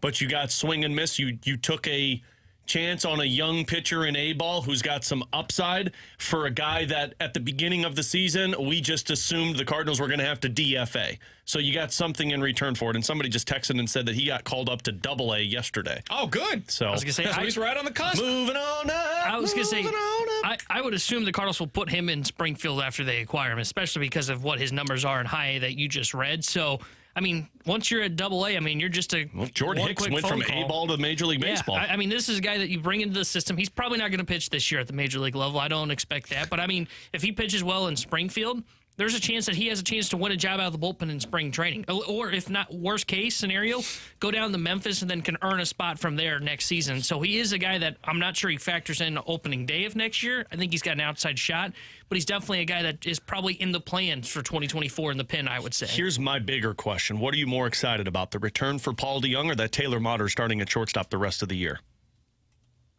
I didn't think about that part. Definitely Motter. Yeah, you should have thought of that part because now Motter is your shortstop the rest of the season. I better go down to the ballpark today, and when I round the corner and I go, hey, it's Mason Winn. That should be what happens today. That's bold. That's you expecting a top prospect for Paul DeJong. Just as good as making a trade. BK's upset. I just thought about the fact that I'm going to the ballpark tonight and Taylor Motter is going to be starting at shortstop. Unless they call up Richie Palacio. He's been great for AAA. He can't play short. I don't think. I don't even thought know he his was position. a shortstop. Isn't he an outfielder? I thought he was he's an too. infielder. I don't even know. I forgot he was on the 40-man Hey, total. look, let's not get upset about Taylor Motter. Let's all be excited that they got an A-ball pitcher who is going to be a AA and it's got swing and miss stuff. Joking aside, you got Mo backing up what he said in terms of changing the model because all these guys they've been acquiring have swing and miss stuff. I don't know if this guy has the best swing and miss stuff, but he's got some strikeouts. He's 24 years old. He's in high A ball. I will say this. This guy should factor into the plans next year. At some point next season, he should be a guy that you expect to be a part of your major league roster. Doesn't have to be on opening day, but by this time next year, we should be talking about this guy either no longer being in the Cardinals' plans at all or being in the major league contribution discussion. So I like that. Let's get to the other side of the conversation now. What do you do at shortstop? Because It is officially time to have the conversation about Mason Winn getting up to the big leagues. I know that part of it was they didn't want to have a lack of leverage by saying, hey, Mason Winn's going to be up here on August 3rd. Mason Winn should be up here on August 3rd. Mason Winn should be up here tomorrow. Doesn't have to be today. Mason Winn should not be playing down in AAA today. He should be packing his bags because the AAA manager, Ben Johnson, should be telling him prior to the game today, congratulations, kid. You did everything that was necessary. You're getting called up to the big leagues. I mean, why not today? If you knew that this was going to happen this morning, why not call them and say, Mason, get up here because you're playing tonight? Let him get a good night's sleep. Let him enjoy. You drive up here. Stop babying this guy. Bring him up and put him in the freaking field. I'm fine with one more day of Taylor Motter. Taylor Motter can have this be the coup de grace of his Cardinals No, because career. it won't be. He'll have a good game, and then the Cardinals will say, well, look what Taylor Motter did. We need to factor him into the 2024 season. In all seriousness, if they view Tommy Edman as their future center fielder, and it sure feels like they do, he should be playing as often as he can in center the rest of the way. And Mason Winn should be playing almost every single day at shortstop. He should be, man.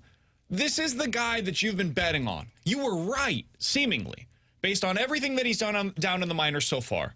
You were right on Jordan Walker, and you've given him every opportunity. Now keep him in the late innings, Ollie. Come on, keep him in. But yeah, BK wants to get Mason Winn a nice night's rest. Mason Winn should be in the lineup tomorrow. He should be. He won't be. And that's the part that's frustrating for me because they're going to say, well, we don't want to rush him. We've got guys who can play shortstop. Tommy Edman will get some opportunities at shortstop if they don't move Dylan Carlson. You've got Taylor Motter. They'll cycle through this. I almost guarantee we'll see Jose Fermin before we see Mason Winn at shortstop. That's the thing. I'm sure that there will be some on the text line that say, but guys, think about the 40-man roster. It's calculus, not algebra. It's Mo texting so hard to be able to find the spot for Mason. No, it's not. DFA Jose Fermin or Richie Palacios and add Mason Winn to the roster. It is that simple. Guys, Mason Winn's going to be on this team next year. Like, even if we just think that he's not going to be called up the rest of this year, which would be silly, he's going to be on the roster probably on opening day for 2024. So just make the decision. Just bring him up, give him the opportunity to learn what it is like to be a big leaguer the rest of this season and see what adjustments he needs to make. He probably will stink at the plate upon his arrival here in St. Louis. Probably. But there is zero pressure right now because the games do not matter. So let him see what it's like to go up against some of the big league pitching that he's going to see.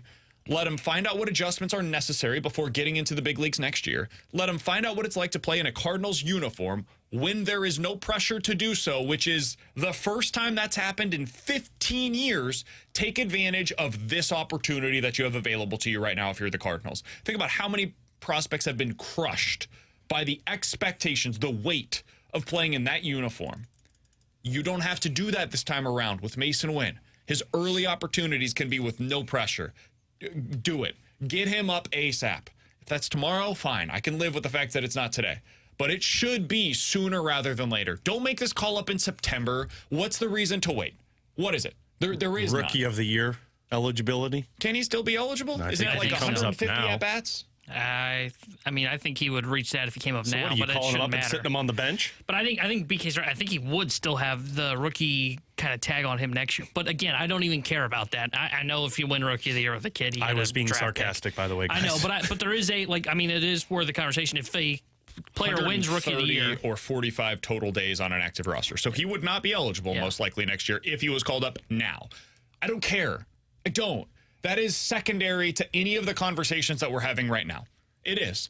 The contract matters a hell of a lot more than the rookie eligibility. The odds of Mason Winn being Rookie of the Year next year are slim either way. It just is. So instead of worrying about that, worry about his development.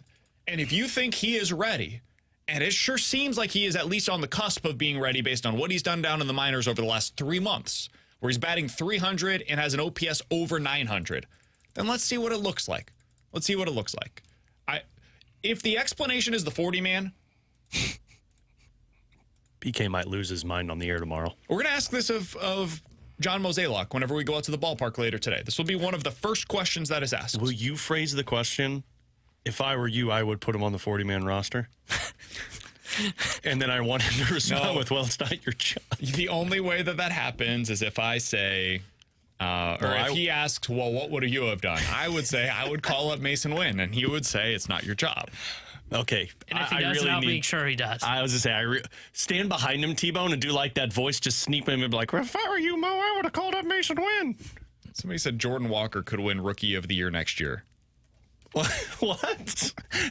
But sometimes our text line's funny, guys. That was a troll, right? That's a troll. It's absolutely a troll. Baseball America just tweeted this out, by the way. Matt Savinson, is that what we're going with for his name? SVANSON. I saw some videos and his stuff looks nice. He had a nice movement on that ball that I think it was a fastball or a sinker. Looks like a two-seating. I was going to say, regardless, it was a nice strikeout. Baseball America called him the best late-round pick for the Blue Jays back in his draft. Oh, jeez. Said right-hander Matt Savinson was a senior sign-out of Lehigh who inked a $50,000 deal after breaking out in the spring. His fastball ticked up to 96 miles an hour. The pitch has a heavy sink and was in the mid-90s during his pro debut, where he posted a 2.3 ERA and had an impressive 13 strikeouts per 9 innings. Cardinals might have gotten a little something here. I don't know that this guy has super high upside, but if you can factor into your bullpen, like we said in the previous segment, you feel pretty good about what you were able to get for Paul DeJong. Yeah, again, at the beginning of the season, I didn't think you were going to get anything for Paul DeJong. So if you've got something that has upside, to me, that's a win. Now he's going to get a video tribute, I guess. Who, Paul DeJong? Yeah, next time he's back. Sure. Stan. We turn this off the YouTube stream. Oh, it's off. Okay. They don't hear what just happened, but I'm going to miss it. They don't hear what just happened. Coming up next, let's dive into the junk drawer here on 101 ESPN.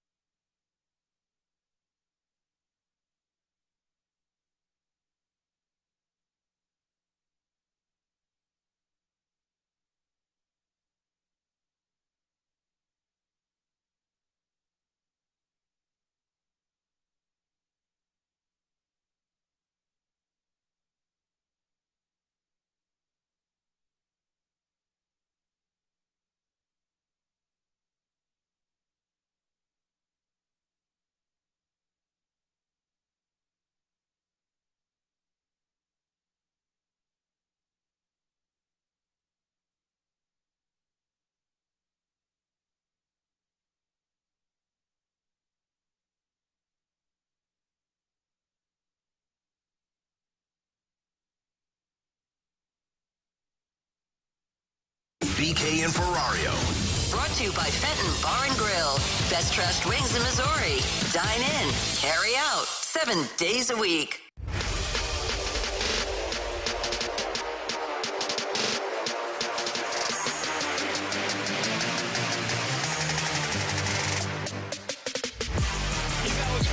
Tanner Hendrickson, and I'm Brandon Kiley. It's BK and Ferrario here on 101 ESPN. Let's dive into the junk drawer. Guys, I saw a story yesterday. I'm curious what your thoughts are on it. So Jimmy Butler is giving fans a chance to play him a one-on-one, and he's doing so for a steep price. Here's my question for you.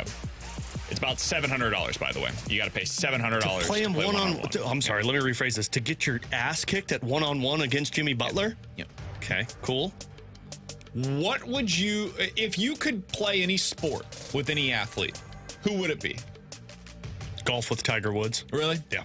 Because I would improve my golf game, or hope I could learn something from him through 18 holes. He's super competitive and will probably just want to kick your ass as much as possible. He can kick my ass all he wants, but just give me a couple of tips before we finish 18, Tiger. Like, come on, man, help me with my drive a little bit. Damn. That would be mine. Well, T-Bone is definitely a ping pong type of a situation. No, Tennis? not at all. No, because I know those guys would just crush me. It wouldn't even be fun. Crush you at anything you decide to do, unless you think you could play basketball one-on-one with Jimmy Butler. I feel like golf is kind of the one that you would go to for this, right? Because it's a leisure sport. I would love to do, like, I don't know if I'd want to pay with Michael $700. No, I'd just drown. That'd be a good time, I would just right? drop. Be like, nah, this is too much work for me. I would want to do one where you pay, like, just a major league pitcher to actually throw to you. Like, I want to see what it's like to be in a batter's box to face 97. I don't want to do that at all. You don't? I think it'd be awesome. BK would like BT throw to you. BK would like to ride a Peloton with Lance Armstrong. But I want to see 100 miles an hour. You want to see like Helsley on the mound or Hicks on the mound? Yeah. I hope he pitches up and in. I just hope I don't get paid. I don't pay like $700 and get beaned by Helsley, because then it would be regretful. That's like saying I want to go on the ice and feel like what it is to get checked by Ryan Reeves. Why would you want to do that? No, I wouldn't do that. I bet I could score on Benner though. Yeah. Tanner, you might be the most overly confident individual in this building. Well, I just saw a lot of people do it this past year, so it made me feel a little bit more confident. Thinks he can play Olympic ping pong. That one I Thinks he's better than everybody at tennis. Thinks he can score on Bennington. Would you consider beer pong to be a sport? Who would you want to go up against on that? I feel like playing beer pong against I think that's Rob Gronkowski would be a pretty good time. I think that's a leisure thing. He'd put you under the table. I know, but I feel like it would be a fun time. I think that's golf is a leisure sport, too. Yeah, but it's actually a sport. Like, you don't see beer pong. Why is golf any more of a sport than beer pong? I mean, technically, it's the same sport because you get buzzed the further you play into it. Now, if you're playing with Tiger, I bet you're not drinking. Oh, I'm drinking if I'm playing with Tiger. Somebody said BK wants to run with the Boston Marathon winner. Hell no. Oh, he wants to ride No, I do not. Ride a Peloton with Lance Armstrong. That would be That'd be interesting. Right? Yeah, I think I can get in on that. So, Lance, what happened? Well, we know what happened. I don't care about that. You're just going to enjoy a leisure Peloton ride in the basement? Yeah. How are the kids? I would do a Peloton with Paul Rudd. Would be fun. I mean, it's not an athlete, but it'd be interesting. I don't think there's a sport other than golf that I would like to test my skills with another professional athlete. That's the thing. I don't think I would want to test my skills with any of these guys. It's just about doing it at like disc golf. I would like to do disc. T-Bone would.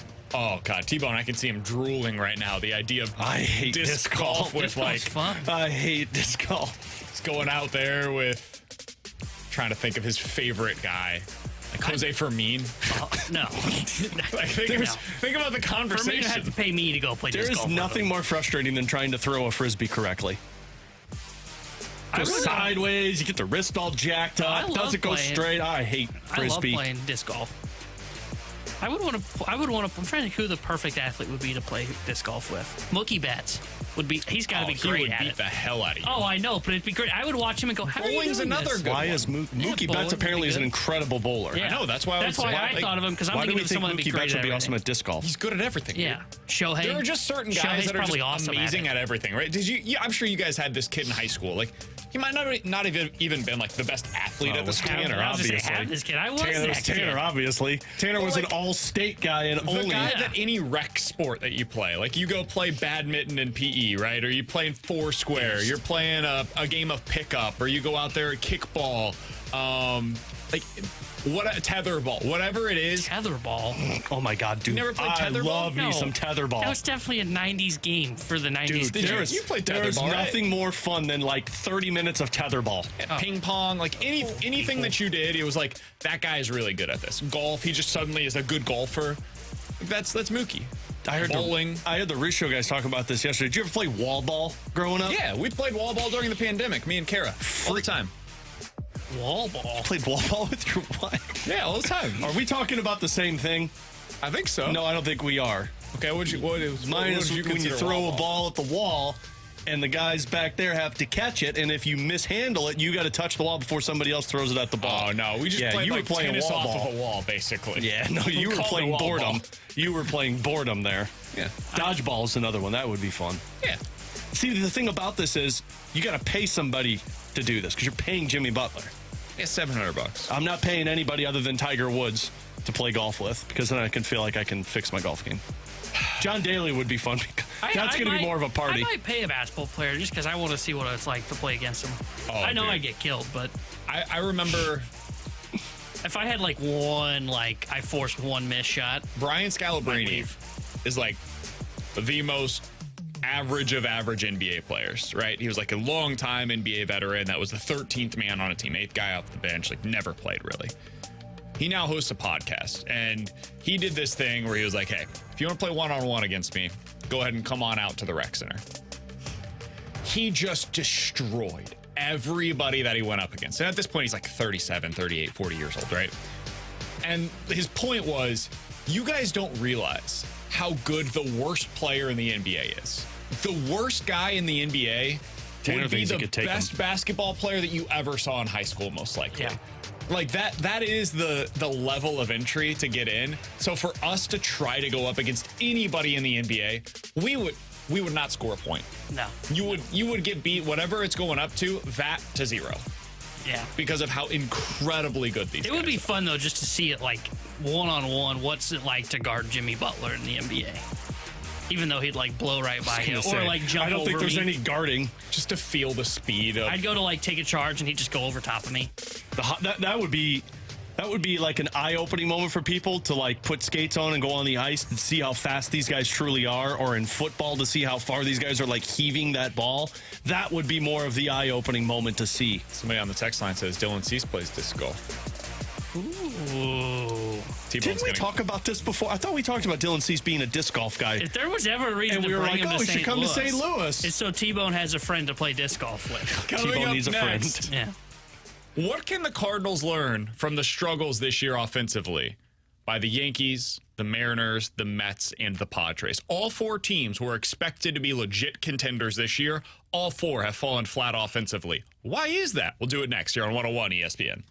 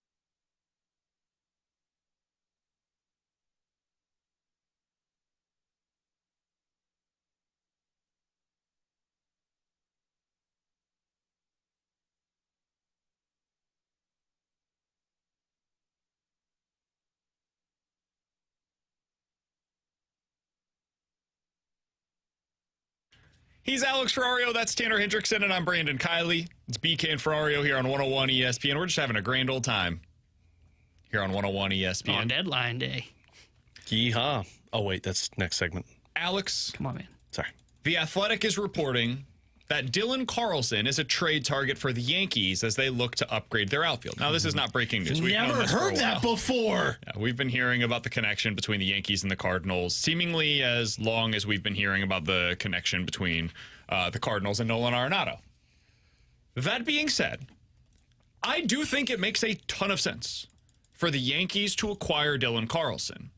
The question then becomes, what would the Cardinals want in such a deal? Now, I'm not particularly interested in rehashing the conversation about whether or not the Cardinals should trade Dylan Carlson right now. That is beside the point. It appears that they are going to trade Dylan Carlson. So let's move on to that portion of this discussion, Alex. If they were to trade him, I've brought up Clarke Schmidt's name more times than I would like to admit. Clarke Schmidt is a league average pitcher, but you're locking yourself in to a legitimate number 4 starter. Like, you go into next year if Clarke Schmidt is in your rotation and you say to yourself, we don't have to worry about that spot. We know he's going to pitch every 5th day, and he's going to give us a 4.0-ish ERA out of that number 4 spot in the rotation. He's under club control through 2028. He is 27 years old. He's got decent stuff, and he just slots into your rotation. You don't have to worry about it. And in a worst-case scenario, I guess maybe even a best-case scenario, he's got the stuff to play up out of the bullpen if you end up improving upon where he's at right now in your rotation, right? I think that is the perfect player to acquire in a deal for Dylan Carlson. How do you feel about what you want in return for Carlson, though, Alex? I don't mind Clarke Schmidt because it's going into your rotation next year. Like, you know he's there. That's the certainty we've been talking about. I'd like certainty with a little bit more upside. So rather than Schmidt, Will Warren or Clayton Beeter, the 2 guys that were mentioned earlier, it was either this week or last week in the Athletics piece that Katie Wu did with the Yankees writer, those would be guys that I would prefer over Dylan Carlson because you're trading away a guy that does have upside still. And I don't know if I want to get something where we've seen kind of what he is. I'd rather get somebody who you know kind of what he's going to be, but there's still that upside, and that's where the Clayton Beeter or the Will Warren comes into play for me. Yeah, I don't mind Clarke Schmidt, but I think I would target Beeter probably ahead of him because I want more upside in a deal like this for Carlson because of what Alex said. You're giving up a lot of control, and you're giving up control on a guy that Major League Baseball seems to view that has more upside. So I would prefer to probably try and target Beeter, but if they said, you know what, we're not putting him on the board for Dylan Carlson unless you package something else, and the Cardinals just aren't going to do that, and they say, you can have Carlson, but we'll settle for Schmidt, I think that's a perfectly fine deal for the St. Louis Cardinals. So here's the thing. Wouldn't you just be hoping for Beeter to become Clarke Schmidt? Like, isn't that kind of what you're hoping for? Is for him to be a really solid major league starter that has the potential to be a 3 or a 4? I mean, you look at what he's done down in the minors. It's been really solid. But we're not talking about some spectacular minor league starting pitcher. So far this year, especially since he's been in AAA, he's had some struggles. It's a very limited sample size. He's only made 5 starts down there, but he's got a 7 ERA. In AA, he had a 2 ERA. I kind of hope that he becomes Clarke Schmidt. Clarke Schmidt, when he was down in the minors, his final year down there had a 2.1 ERA while he was down in AAA. Again, very small sample size, but was really good there. In AA in 2019, had a 2.4 ERA. Again, very small sample size, but he was really good. He was a top 100 prospect at one point in his career. Baseball America had him at number 64. Major League Baseball had him at number 88. Baseball Perspective had him right on the backside of the top 100. This was a legitimate top 100 prospect. And now he has shown legitimate success at the big league level. I understand the appeal of getting another top-level prospect in return for Dylan Carlson. I want certainty for my rotation going into next year. I want cost control for my rotation for next year and for years to come. And that's why I would be targeting somebody like a Clarke Schmidt. I want fewer questions for my rotation next year. And I think you are getting dangerously close to the place of almost having too many options. And I know that sounds crazy to say given where they're at right now, but almost too many options that are close to the big league level on the pitching side of things. And I think you risk the possibility of not really being able to find out what any of them can be for you. And why I say that is because, like, next year, think about the guys that you might have in your rotation that are young starters. Liberatore, Graceffo, McGreevy, TK Roby. Who am I missing here that's already in the Cardinal system? The two kids they got in the deal, Kloffenstein. So that's 6 pitchers that we just mentioned. That's a lot to be trying out for your rotation, potentially either next year or the year after. Now, the likelihood is maybe 2 of them end up working out. And you could throw Tink Kentz a couple of years from now, maybe being in that mix as well. I want somebody that's locked in. I want a guy that's ready to go. And so that's why I would side more with the certainty side of things here, personally. Look, I'm not going to crush this team if they get Clark Schmidt for Dylan Carlson. I think that's still a really good move. It's just... and maybe it's just you're still too optimistic on Dylan Carlson on my end, thinking that the upside for what he could be and the upside of what Clark Schmidt is, to me, is different. And that's why I would be looking for somebody who's got a little bit more of an upside. But, hey, I mean, I'm with you. I think the more important thing at the deadline for this Cardinals team is certainty for your rotation and adding more guys into the system of could they be a number 5? Could they be in your rotation next year? Or are they going to be on that Memphis train? That's a little concerning. My only opposite side of that argument is it's not a bad thing to have that many pieces, especially if 1, you're going to have internal competition, or 2, you can flip some of those pieces for something in the offseason. Yeah, and I think the question for the Cardinals then is what more upside does Schmidt have? Does he have any more? Because I think right now it's easy to look at him and go, hey, he's locked in as a number 4. He's going to cover about 130 to 150 innings and have a 4 ERA. I mean, this is just his first big league season really as a starter. Last year in the bullpen, previous 2 years were just kind of throw-in seasons for him as a major leaguer. The rest were spent in the minor leagues. Like, he can still develop at the major league level. So the question would be, do you see more upside in Schmidt for me? Because if you think right now it's easy to say, well, upside for Beeter could be higher because you just haven't seen him at the big league level. You don't know what he is. With Schmidt, you've seen him. You've seen what, at minimum, kind of what his average is going to be. You think he can be about a 130-inning guy with about a 4 ERA. Do you see more upside in him? And if you do, then I think it's right for the Cardinals to say, no, we want Schmidt because, yes, at minimum, we know we're getting what he is now, but we think he can pitch even higher to be more of a number 3 in our rotation. And one of the reasons to believe that he might have some more upside is because he did add a cutter this year to his mix. And it's been kind of mixed results. Some of the underlying numbers are better than the actual numbers have been thus far. But it is a weapon that he's been using, especially against left-handed pitchers. And he thinks, I saw a piece with Eno Saris recently, where he believes that this can be something that is a real weapon for him as he continues to get a better grip on what he specifically is trying to accomplish with the pitch. If the Cardinals could help him to find, okay, this is the best way to use that pitch specifically for him, maybe it ends up becoming even more of a weapon for Clark Schmidt long term. So that is one reason to believe that there's upside there. The other, guys, his spin rates, and I know people hate hearing about this stuff, and I get it. I really do. But the spin rates are amazing for Clark Schmidt. He is 100th percentile on fastball spin rate, which means he has the best spin rate on his fastball this year in all of Major League Baseball.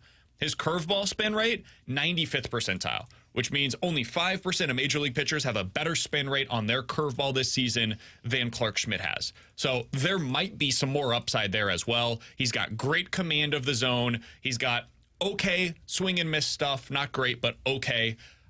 I think he is the exact type of pitcher that I would be looking to acquire. Somebody on the text line said he's your Ross Colton. Yeah, that's it. Because Ross Colton was young. Maybe there's some more upside there. But the likelihood it is he's probably a third-line centerman. Clark Schmidt is the equivalent in baseball what Ross Colton was in hockey for the Blues as a third-line center. I think the only difference there is the Ross Colton thing was so intriguing because he'd been there, done that with like 3 straight years of success in the postseason, and this is the first full year of Clark Schmidt. That's my only rebuttal with that. But there's again, also a lot more cost control here where the contract, because of what you're saying, where Colton had more experience, there may be more upside in Schmidt because of that, and there is a lot more cost control for contract. Which, again, I'm not going to crush this team if they make that move. If they make that move, you're trying to make yourself better, which I got to give them props for. Can we talk about the other player that might be getting moved by the Yankees? No. Please? Who? Oh, Kaflefo, or whatever his name is? Kaflefla? What happened?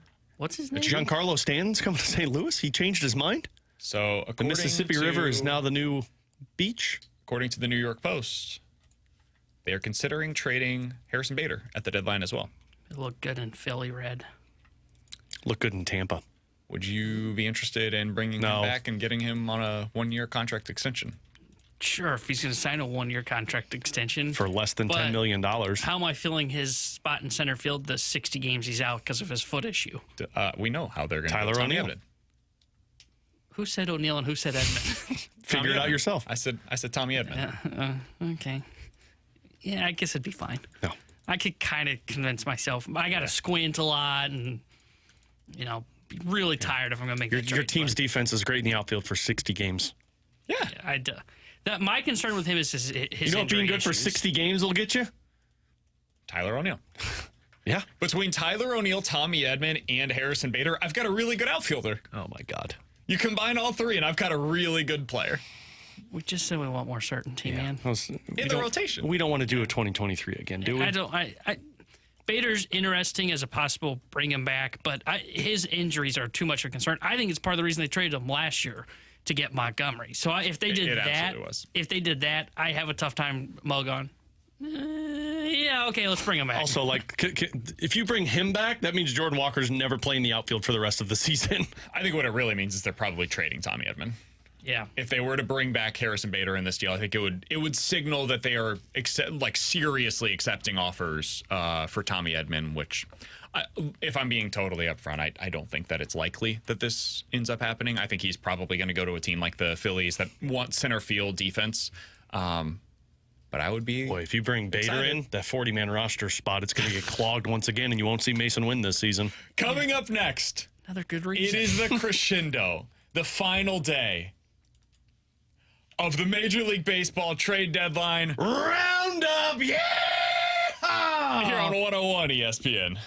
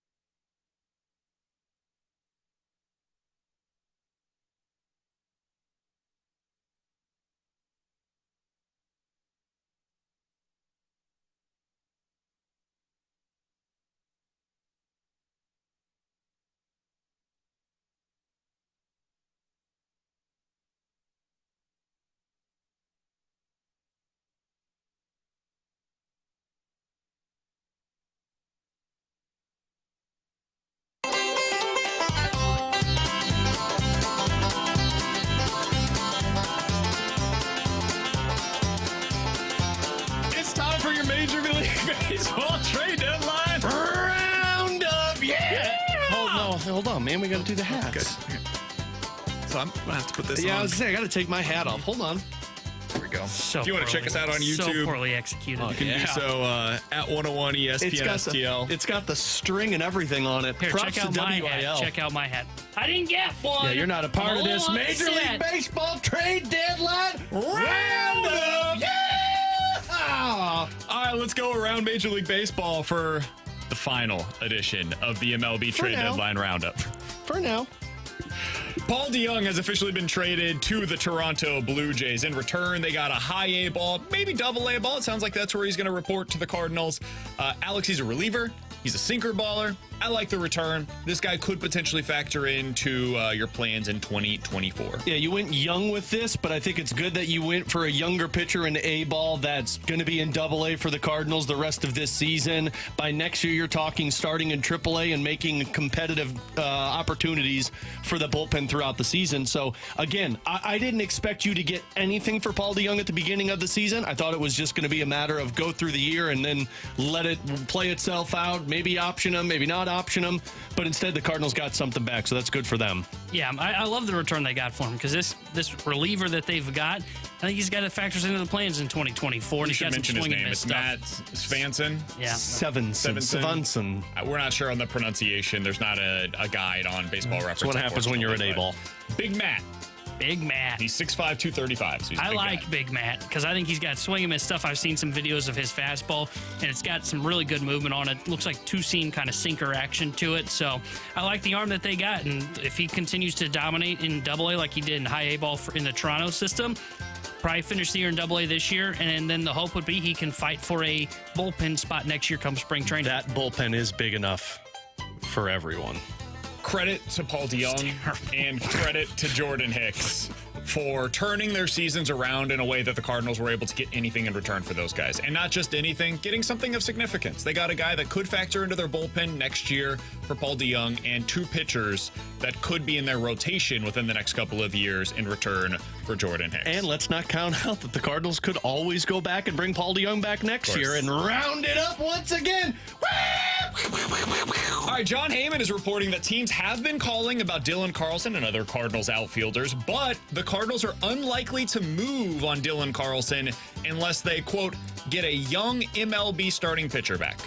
Totally agree with this. This should be their stance on Dylan Carlson, and it's why I suggested that Clark Schmidt is a guy that makes a lot of sense. I'm not even saying that he's like the only player that you could accept back for Dylan Carlson. He's a placeholder here. If you can find the equivalent of Clark Schmidt on another team, go get him. Somebody that is young, you feel like can be a number 4 starter for you next year and has the upside to be something even more significant, I'm in on that. So whoever that ends up being, I think that's what they should be looking for in return for Dylan Carlson. I'm glad that the Cardinals are sticking to their guns with this move. I hate You're welcome, T-Bone. That was good. Here's the thing. That was credit good for that. That was fantastic. Here's the thing. You've made a lot of trades for a lot of minor league guys. I'm glad that the Cardinals are looking at Dylan Carlson and saying, no, we feel he's more valuable than a AAA pitcher who could be a major league pitcher next year. We want major league pitcher readiness for next season. And if we don't get it now, someone's going to need an outfielder in the offseason, and we'll trade him then. So I'm glad that they're doing that and saying, nope, we're not just giving him away. See, I feel like he's a guy that has to be dealt at this deadline, and they need to get something in return. Why can't you do it in the offseason? Because I just want to see it done now so they clear up this log jam now. I agree that they should. If nobody's willing to give up a young starting pitcher, hold on to him for the offseason. I'm wondering what they're deeming. Is it young MLB ready? Because I would take Beater. I think Beater would be a guy that I'm willing to listen to. And I don't know if he falls into this category that the Cardinals are talking about. I think I would not. I would. I think you're winning that trade if you're getting Beater in return for Carlson. Because I'm not high on Carlson. And I get it. They're trying to sell high on his value in baseball. But I think it is time that they just move on and clear up this logjam in this outfield now and not even wait. At some point, though, you have to acquire somebody who you're writing in pen for your 2024 rotation. And I don't know if Peter's that. And Carlson's a real chip that could get you that. So whether it's Carlson or Edman, something needs to get you a return that is, I'm counting on this guy in my rotation next year. Whereas Beater, as much as people are excited about him, I don't think anybody's ready to write him in pen into a starting rotation. He might be where Liberatore is this year, next year, where you're up and down, maybe a long man out of the bullpen, maybe getting some starts. I want somebody that's ready to go, going to start 25 games for me next year in return for Dylan Carlson. I still wouldn't rule out the Marlins in terms of maybe making a deal for Carlson, especially if they're wanting major league ready talent. That's where the Trevor Rogers comp came in. What was that, earlier this week or last week? So I think you'd have to have more than just Dylan Carlson if that's the move that but you do have more to give in that sense, and that's why I'm not just trading Dylan Carlson by itself. I'm trading Dylan Carlson with other pieces to get something in return. Are these hats itchy? No. Is yours? Yeah, a little itchy. I have a lot of hair, though, so. 101 ESPN STL is where you go to find us on YouTube. Everybody's loving these cowboy hats. I think the big thing that is kind of gumming up the market right now, especially when it comes to starting pitching, is what's going to happen with Justin Verlander, Alex, as we continue with our Major League Baseball Roundup. Yeah! It's been reported that the Padres, the Braves, they've been involved on Justin Verlander, but the Astros still feel like, according to national reports, the most likely landing spot. Do you guys believe that Justin Verlander will be traded by 5 o'clock today? Yeah, and it's to the Houston Astros.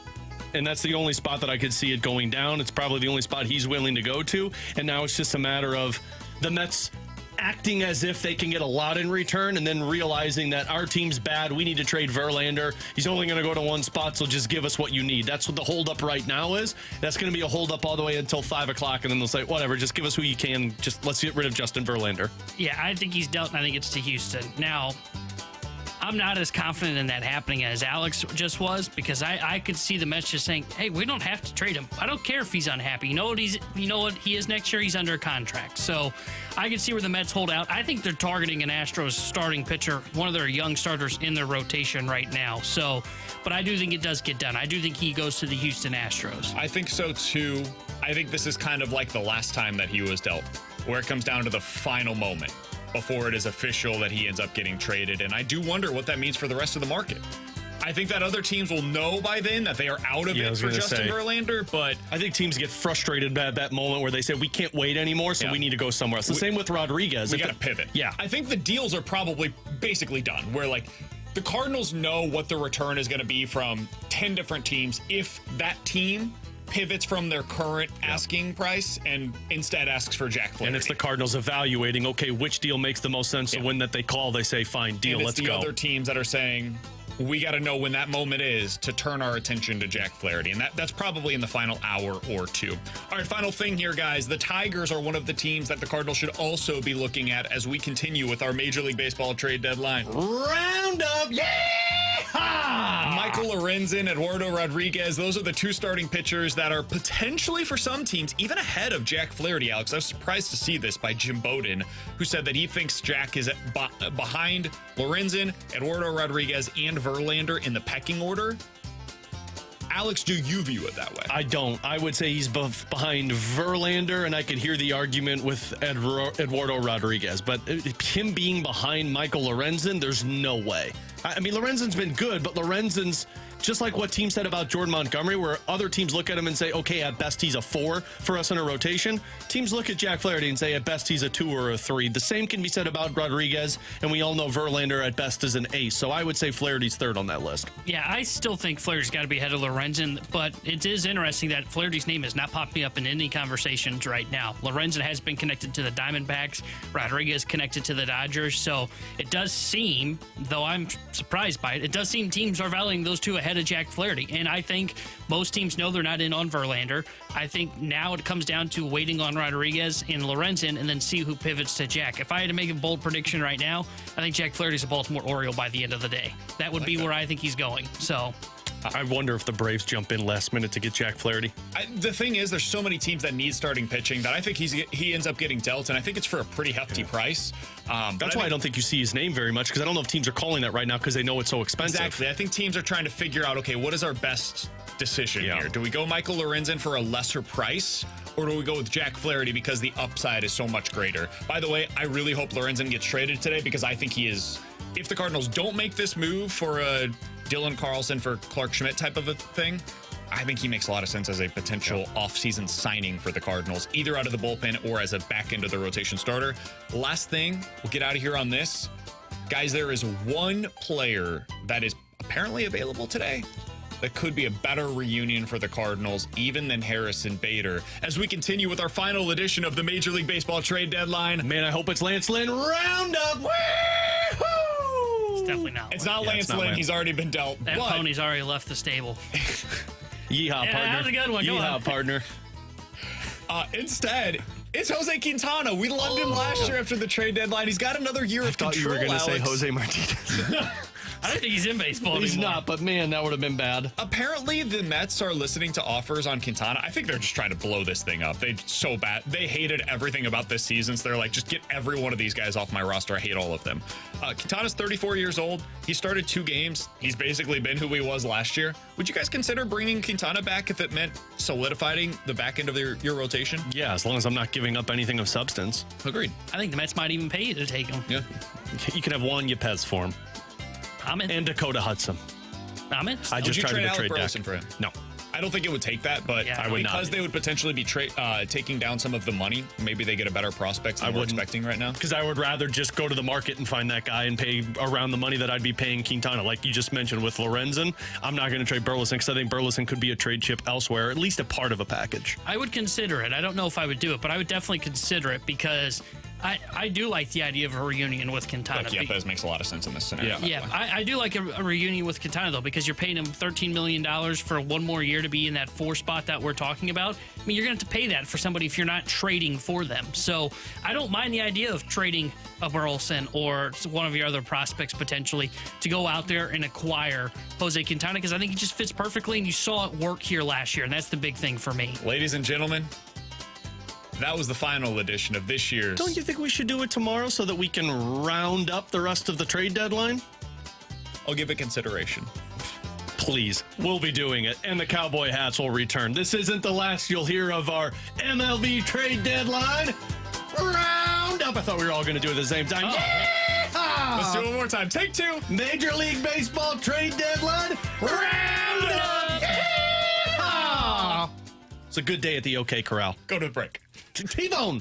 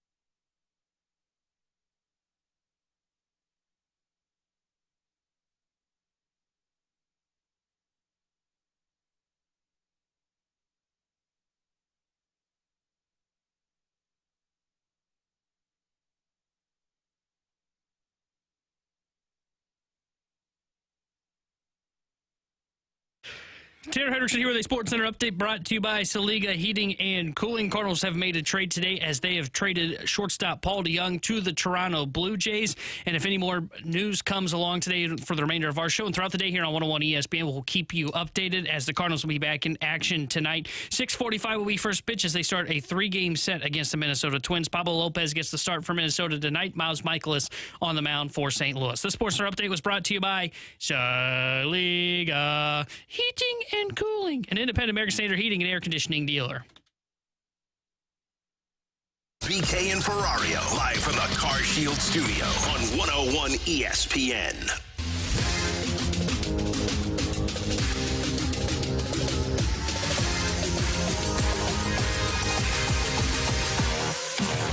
I've got a stat that's going to make Cardinals fans upset. Just going to say that out on the front end. And I want to know for you two, Alex, T-Bone, I'm BK. Hey, BK. If it affects at all how you're viewing this year's trade deadline. So Kyle Glazer tweeted this out earlier today. He was, by the way, on the fast lane yesterday. He had some really good stuff on the Cardinals prospects. He writes for Baseball America, and he said, only 1 in 5 prospects that is traded at this year's deadline will go on to have consequential major league careers. Alex, when you hear that, 20% of the prospects that are dealt at any year's deadline end up going on to have any real amount of success in the major leagues. How does that change, if at all, your perspective of the Cardinals deadline this year? Said 1 in 5? 1 in 5. So you got 5 now. So that means one of them's going to hit. I'd say keep dealing for more. It's like dealer's choice. You have as many as possible so you get better odds on that. 5 more prospects in the next couple of trades. You're going to get 2 guys that are actual dudes. By the way, they're defining a quote-unquote consequential major league career as playing the majority of at least 2 seasons in the majors since 2001 and posting a positive wins above replacement. So that essentially means an above replacement level player for at least 2 years. That's all you had to do to accomplish this. Only 20% of them basically become above average major league players. So it's not even saying they go on to be like good. Just they are above replacement level. You'll never know. Pretty unlikely. You'll never know unless you try. And it's time to try because your Cardinals team has been bad this year, so start stockpiling it. And to be clear, I agree with you. I think they're approaching this the exact right way. But this is why when we talk about Jack Flaherty, I do think that there is like a hesitation to just immediately flip him for a prospect. Because that prospect has, let's say, a 20% chance of being anything. And I mean anything for you. And that's why with Dylan Carlson, I would be more likely to trade him for somebody that's already shown a decent amount of success in the major leagues than going out and getting a prospect. Because even the top prospects, pitching-wise, could become for you what Matthew Liberatore has been. Liberatore was a big-time prospect, guys. When they got him, he was a top 75 prospect in Major League Baseball. Hasn't really amounted to anything for the Cardinals. So I want somebody that's going to be ready to go for me. That's how it influences my view of this year's trade deadline. T-Bone, what's it do for you? Yeah, I would want somebody, at least in one of these deals, to come in that I know what we are getting in terms of from the MLB side of things of Clark Schmidt. You know what you're getting from him at minimum. You know he's going to be a guy who covers 130 innings. But I wouldn't still push away from getting prospects because I think, though it is more than likely that you do hit on just 1 in 5, I think there is a chance that you can look back on a deal and go, holy cow, they hit on 3 of these guys. Well, and maybe when I say hit on 3 of these guys, I'm not even saying like 3 guys that end up being super like awesome contributors to the big league club, but they're solid depth pieces for the Cardinals. So I have no issues in terms of looking at those numbers and saying, whoa, now we can't go get prospects. It's only 20% hit rate. I mean, I just think it's better to bring in more assets because you could even use these assets and flip them in the offseason too. You don't even have to have these guys just sit and develop in your system. So I'm not hesitant on it, but I do think you do need to acquire one player that is going to be here at the major league level for probably this season, the remainder of this season, and that you can put in pen for the 2024 rotation. You ready for some breaking news? Non-Cardinals related. I want to say that on the front end. What the hell, man? Is it a T-Bone breaking news? It's a legit breaking news. 101 ESPN breaking news alert. According to Bob Nightingale, Bobby Boogie, Justin Verlander has been traded to the Astros. Oh my God, I never saw that coming. Never could have seen it coming. All right, well, now things are really going to start heating up, I would assume. Yeah, I was going to say, because the Astros, I didn't even connect to Jack Flaherty. And that's off the board now. Justin Verlander's gone, so now you wait for the Rodriguez domino to fall. And when that falls, that's when the Jack Flaherty trade won't be announced until right around the end of that deadline. This is really good for anybody that wants to see more activity on the trade deadline. Absolutely. That it got done at 1:45 as opposed to getting done at 4:55. That's a huge boost for this trade deadline. I would imagine now some of the other activity from the deadline movers and shakers will be able to start getting this thing going. Yeah, Ken Rosenthal has now reported it is official. The Justin Verlander deal to the Astros is done. I'm fascinated to see what the return's going to be on something like this because Verlander had so much say in where he decided to go with the no trade clause. I get confused with the no move. That he can basically decide where he wants to go, and then that will decrease the value that they get back in return.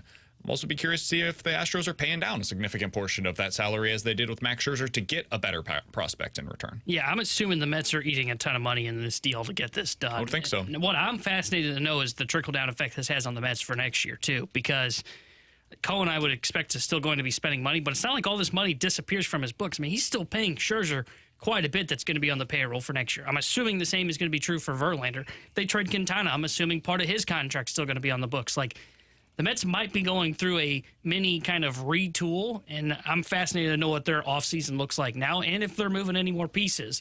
I would have interest in Quintana if I were the St. Louis Cardinals. I would explore because it looks like right now Steve Cohen's like a garage sale, but instead of having to pay for the stuff, he ends up paying you to take it away. The only problem with Quintana to me is I think you need younger for that certainty in your rotation next year. Like, sure. I've got the age in Michaelis and Matz. I want younger. That's why the Clark Schmidt, if you're giving me those two envelopes, I'm taking the Clark Schmidt envelope. I would hope, and it might not be possible, but I think the best case scenario for the Cardinals is that Quintana does not get traded today, and then he becomes a possibility in the offseason for them, where he's a fallback option. If the Cardinals end up missing out on some of their top targets, let's say Clark Schmidt's not an option, they don't think that the young guys are going to be ready to go, now you can get a guy like a Quintana and you just kind of move forward with that guy as your number 4 starter. Because there's nothing wrong with having Jose Quintana in your rotation again next year. I would just, to Alex's point, prefer somebody with upside and club control for years to come. Absolutely. Coming up next, we'll get to the BK and Ferrario Rewind, including what's going on with some of these offenses around Major League Baseball, and how does it influence what the Cardinals decide to do today at the rest of the deadline? We'll talk about it next year on 101 ESPN.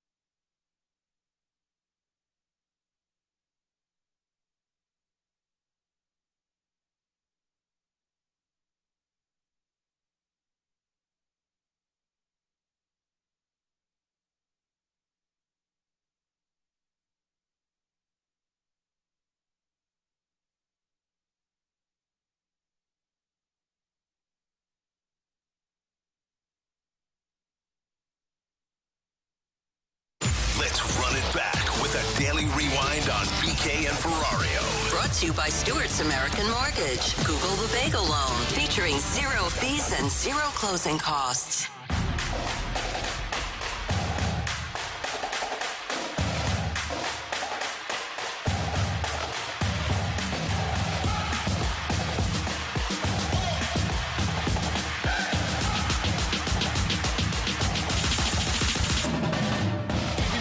From today's show, be sure to check it out on the podcast page, 101ESPN.com, and the free 101 ESPN app is where you go to find it. It's all presented by Dobbs Tire and Auto Centers. And while you're at 101ESPN.com, you can find out about a cool event that Alex is going to be a part of. Yeah, come on out to Peevely, Missouri this Friday. I'll be at the Ironman 55 Federated Auto Parts Raceway at I-55 from 3 to 5 gearing up for the Ironman 55. The World of Outlaws Nas Energy Sprint cars are back for a high-speed weekend, including the most challenging race on the tour, the Ironman 55. Don't miss out on this extravaganza taking place Friday and Saturday. Federated Auto Parts Raceway at I-55 in Peevely, Missouri, 3 to 5 on Friday. I'll be out there. Get more details at 101ESPN.com. So that is what Alex is going to be a part of. He will be part of the show tomorrow as we react to whatever news takes place later on this afternoon and into the evening with the Major League Baseball trade deadline.